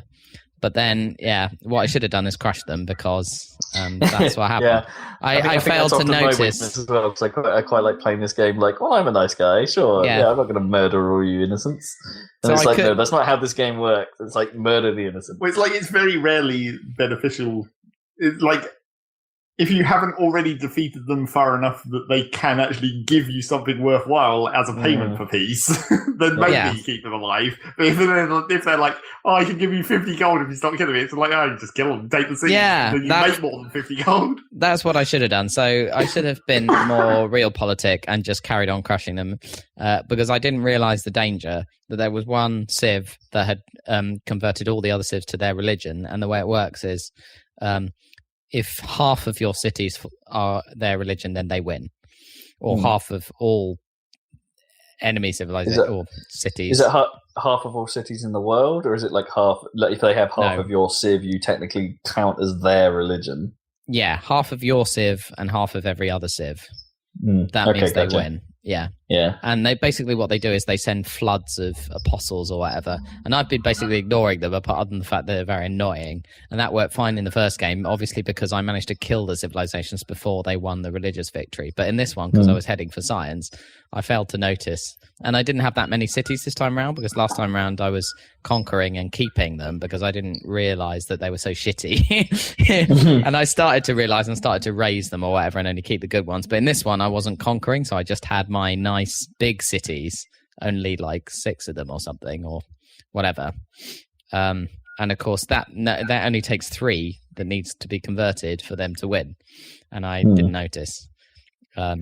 So yes. I was like, is that something you can easily see, or is it like you really do have to be looking for it yourself? Well, you can see their missionaries coming over, but it's quite hard to see what progress they've made towards it, or unless you're paying attention, because the city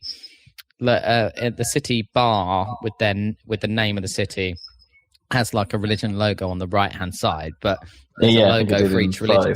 So you'd have to pay attention to, okay, that's Buddhism, and they're coming, and they're gonna. Or whatever, and there's no, and the way I was playing, because I was like, I don't care about religion, I'm not going to research religion, or build any units or anything, or any faith generating sites or anything. So I didn't have any defense at all. Yeah, and I didn't realize I needed some kind of religious defense. Well, that was that's the question. Yeah, I suppose you don't need it if you're pushing fast enough down your own path, but. But that was where it was awkward in Civ 5 when you had religion, was just like you had to actually claim a religion in the early game of Civ 5, and if you didn't make it to religion in time to get one, you were basically fucked, because then you had to like adopt someone else's religion. Yeah, I never got to the point where that killed me off though. Like it was irritating because you didn't get the benefit. Yeah. So you need to found your own religion, and then, as far as I can gather from reading forums afterwards, you need to found your own religion and then have the Inquisitor units. They're really powerful at like negating enemy religion. So you don't need that many of them, apparently. You do need to mount a defense, so you need enough faith to get the Inquisitor units, but they're really powerful at countering. So I haven't done it, obviously, because I didn't know I needed to, but apparently you just wait for the waves of enemy AI apostles to go over your cities, and then you just use up your Inquisition and it gets rid of it.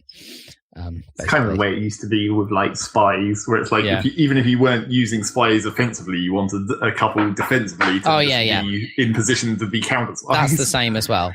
So I had that too, where they kept sabotaging my industrial zones, and I had to have my own spies based in my cities to do counter spying. But the spy thing is much more clear, I think, in this, because you get like notifications and stuff and all the spy events and stuff, whereas the religion thing, you can ignore it sort of. And then I suddenly lost, and it was really confusing because I was like, I had this big civilization I was working towards, the building spaceships and stuff, and then suddenly it cut to a video of like my city's in ruin or something, and I was like, what? This doesn't make any sense. And it was like defeat, and I didn't know why or how I was defeated. It didn't even say. It doesn't give you any warning. No, there was no warning. It should tell you, like, it should be a pop-up. I guess it still wouldn't work if you had like a small enough number of cities, but it should be like when you reach like 60% religion, it should be like, oh shit, look out. But if you've only got like 6 cities, that wouldn't actually work, because you'd go from like 70 to 50 immediately.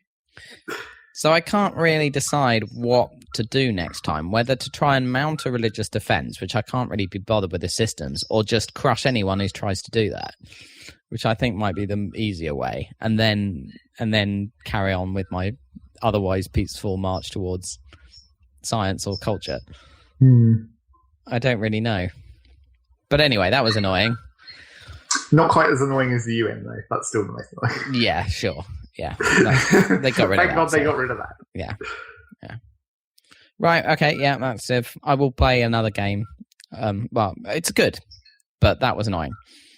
They obviously didn't patch that part of the AI. I mean, I don't know. Yeah. But, yeah. Yeah, I don't think I've played much else. That took quite a long time. Well, yes, Civ does tend to take goddamn forever. Yeah. Okay, go on then, Rob. How are we doing on time? God only knows how we're doing on time. What was the time say? I can't read it from here. We are 2:45 hours. 2:45 hours? Jesus Christ. What have you been playing? Hurry up. Yeah. I've been trying to think what I have got to talk about. You've got Titanfall 2 to talk about. Yes, that is, I believe, the one thing I really need to mention. I've been playing Titanfall 2, and I've been playing quite a lot of it. Go on. It's a pretty good game. It's a grower, I would describe it as, actually. And it is, at the moment, it is my game right now. It's just like, I'm enjoying the hell out of it. But it did take me a little while to get to that point. So, yeah. So it's difficult. It's a difficult one to really describe, really sort of land, really, because I was a fairly big fan of the first game, but the first game I thought had some longevity problems, and that it was I think we all felt that it was just kind of, it didn't necessarily have enough to it to hold you for as long as I think I wanted it to.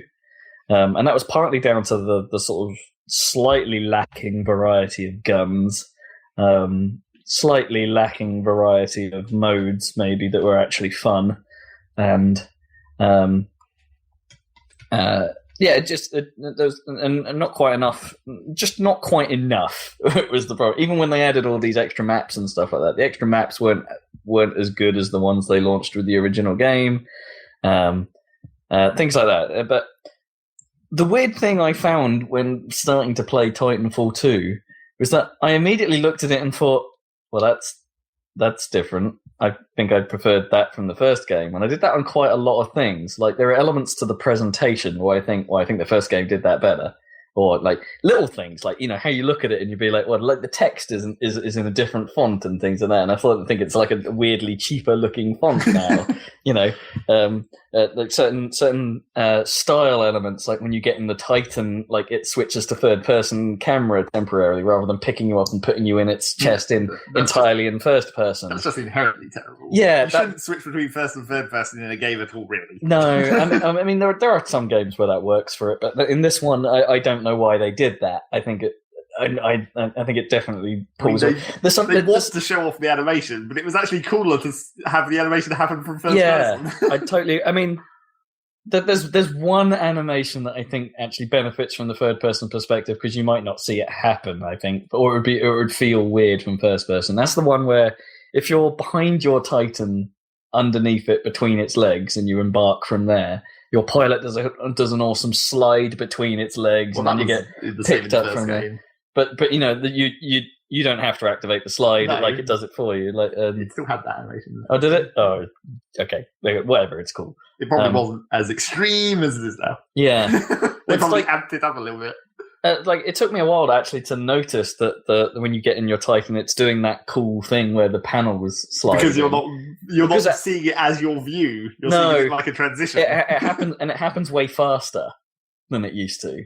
Like, so the impact of you suddenly being in a Titan kind of is lost a little bit. I mean, maybe that was also because of the gameplay, because it was kind of like you had a second or two where you couldn't fucking do anything because you couldn't do anything, but because you couldn't fucking see what you were doing. Yeah. And the screen's turned on. And there is still a bit of that, but that's masked by the third person animation and then a fade to black. Yeah. And then a fade back. It's like, it's not as cool. It's definitely not as cool on that front.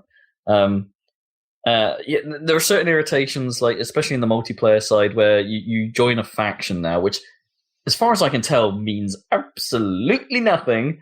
But the problem with it is that at the start of every match, when you're in that faction, you get the same intro chatter every match. Like, it's not even like this faction has several different things they say. It's like, no, it's always the same thing, and it's like. You probably could have splashed out on a couple more voice lines here, and it would have been way better. That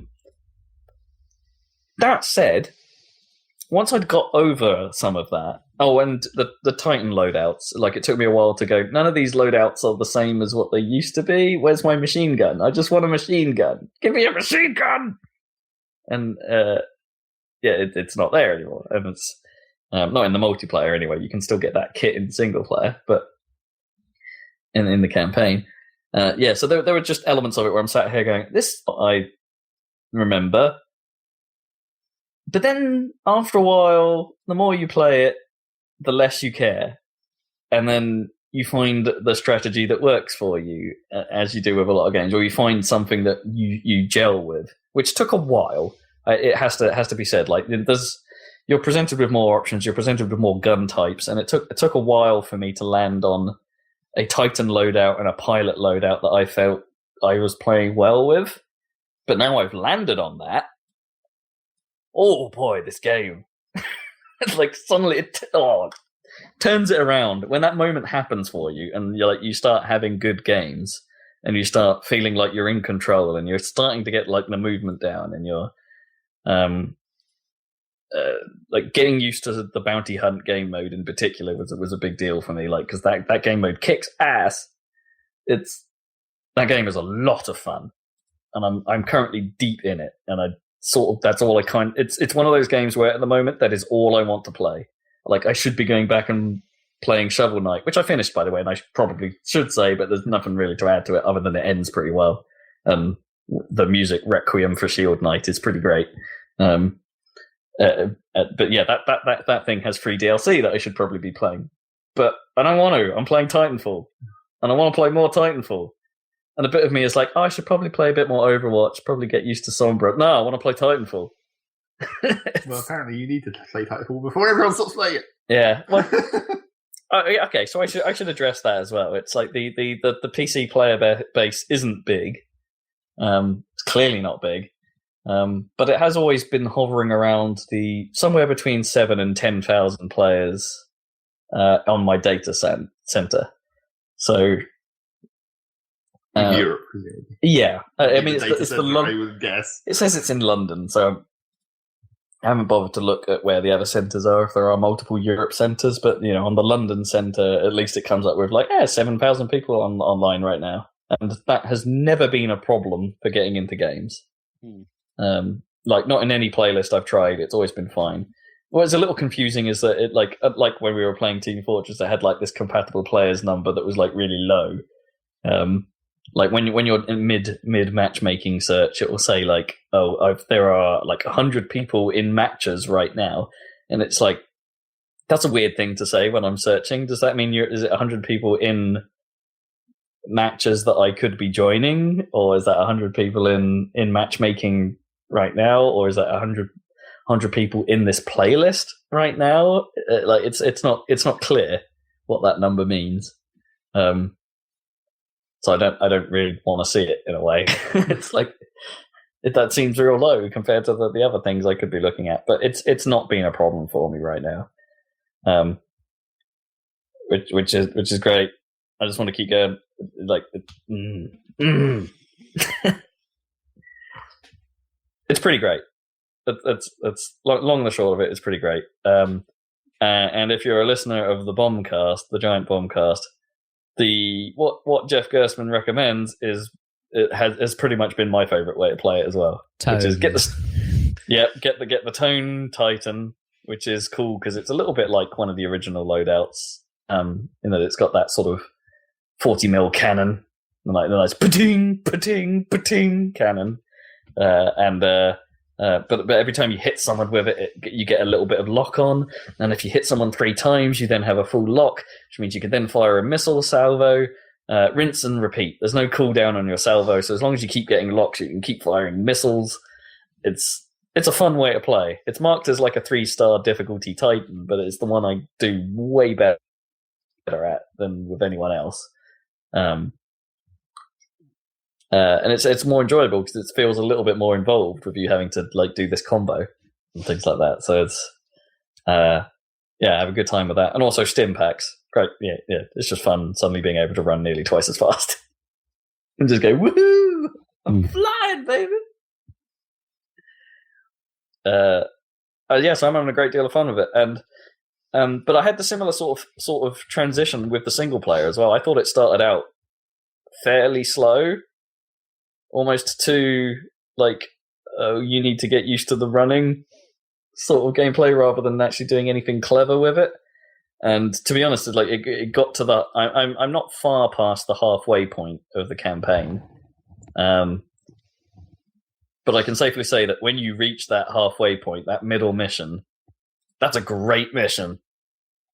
And people like the reviews and what I've been hearing. Like I haven't had any spoilers, so I think I can only hope for good things. That like that it just keeps getting better and better as you get towards the end of the game. So it's like get it to that halfway point, and then you'll see something neat, and then you'll see something else neat the next mission, and then you just keep going, and it's like okay, I'm in. It took longer than I thought to get to that point that people were raving about. But you got there. But I got there, and then suddenly it's like, oh, okay, I get it. I get why everyone thinks this is a great experience, and why people are calling this the new campaign benchmark, and ridiculous quotes like that. There's something to this game. There 100% is. I mean, it runs brilliantly on my machine. I wouldn't say it's like the best looking game in the world, given that we've had games like, I think Overwatch does a way better job with its art direction. I think Battlefield 1 is clearly the more technically superior game in terms of its look. But it is improved since the first game. Doesn't have a ridiculous decompression installer. Not 35 gigs of uncompressed audio, or maybe there is. Well, yeah, it's like 42 gigs installed, but it's not nearly like you don't have to sit through that ridiculously long process that the first game had to install itself. It's generally it's very, very good, very, very good. But I think you do have to be patient with it at first. But just stick with it. Get to that point. Get to that place. And you'll understand. Yeah. It'll click. It's even got to the point where, like, even though I found my favorite way to play, it's like even the other ways to play are now sort of, getting to the point where I can at least explore the other ways to play and not feel totally terrible. But I still always end up coming back to my good tactic, to my setup. Yeah, great game. If you're thinking of going in, definitely do so. Especially like if the PC one may have a limited lifespan, we don't know. And just to be 100% clear, because some people I've spoken to have had confused opinions about what will be free with this moving forward and what will end up being paid DLC. Respawn themselves have clearly stated fairly recently that everything that affects gameplay, so that includes maps, of which they've already released a new map. They re-released Angel City this weekend, and that level's pretty great. It's from the first one, but yeah, it's back, and it's a good level. Yeah, all maps, all weapons, all new kit upgrades, anything that you can use that will affect your gameplay experience will always be free for owners of Titanfall 2, and it's only like cosmetic stuff or prime stuff that they've started calling it that's going to be paid. So if they do add new Titan loadouts like the machine gun and stuff, like all the rocket launcher that you see in the single player but aren't yet in multiplayer, once they've balanced them properly, we'll see them in multiplayer, and then that'll be good. But everyone's going to get those, so do not panic about that. You're in for the long haul if you buy Titanfall with no need to buy expansions, right? Which is a good thing, because maybe they'll crank it out faster than bloody Overwatch is. Maybe. In its defense, Overwatch did put out a new map, but it's only for their either 3-on-3 or 1-on-1 last man standing style modes in the arcade. So it's not really a new map for the main game. It's just for this little thing. And that's pretty much all I got to say. We can be done there unless you get because I know you were thinking of going in on Titanfall, and I couldn't. Yeah, well, if I upgrade my PC a bit next year, then I might go. Your machine can probably run it just fine. Probably, it's not really pushing any requirements, this game. Yeah, and it does have adaptive resolution and other cool tricks up its sleeve. Yeah, to keep frame rates high. Yeah, I think this might be the first time I've seen a game that actually specifically says I have adaptive resolution on the PC version, and you can specify what frame rate you want to target with that. Yeah, it's if you dip below 60, start tweaking some settings, please. It has that stuff all baked in, which is nice. But although I've never hit it, I've never gone anywhere near it. I've always been well above the 60s, hitting my normal 120 mark. Yep. So that's what I want.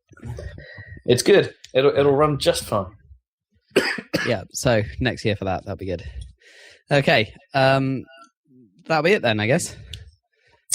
Yeah, I think so. I will have more to report on that as I progress. But right now, I'm loving it. Loving it. Well, get on Titanfall 2, listeners, and then there'll be more people to play with. Yeah. And we'll PC version solid soon for another Saladcast. Yeah. What we got coming up in Videoland? I think we've got Sonic Heroes to do next. Yep.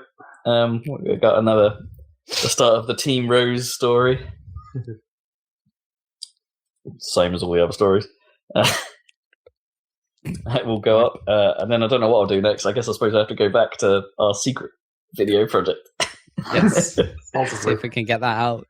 That would be good. Looking forward to that. Well, it might be a end of year special. I don't know. Okay. Well, yeah. Christmas gift for you guys.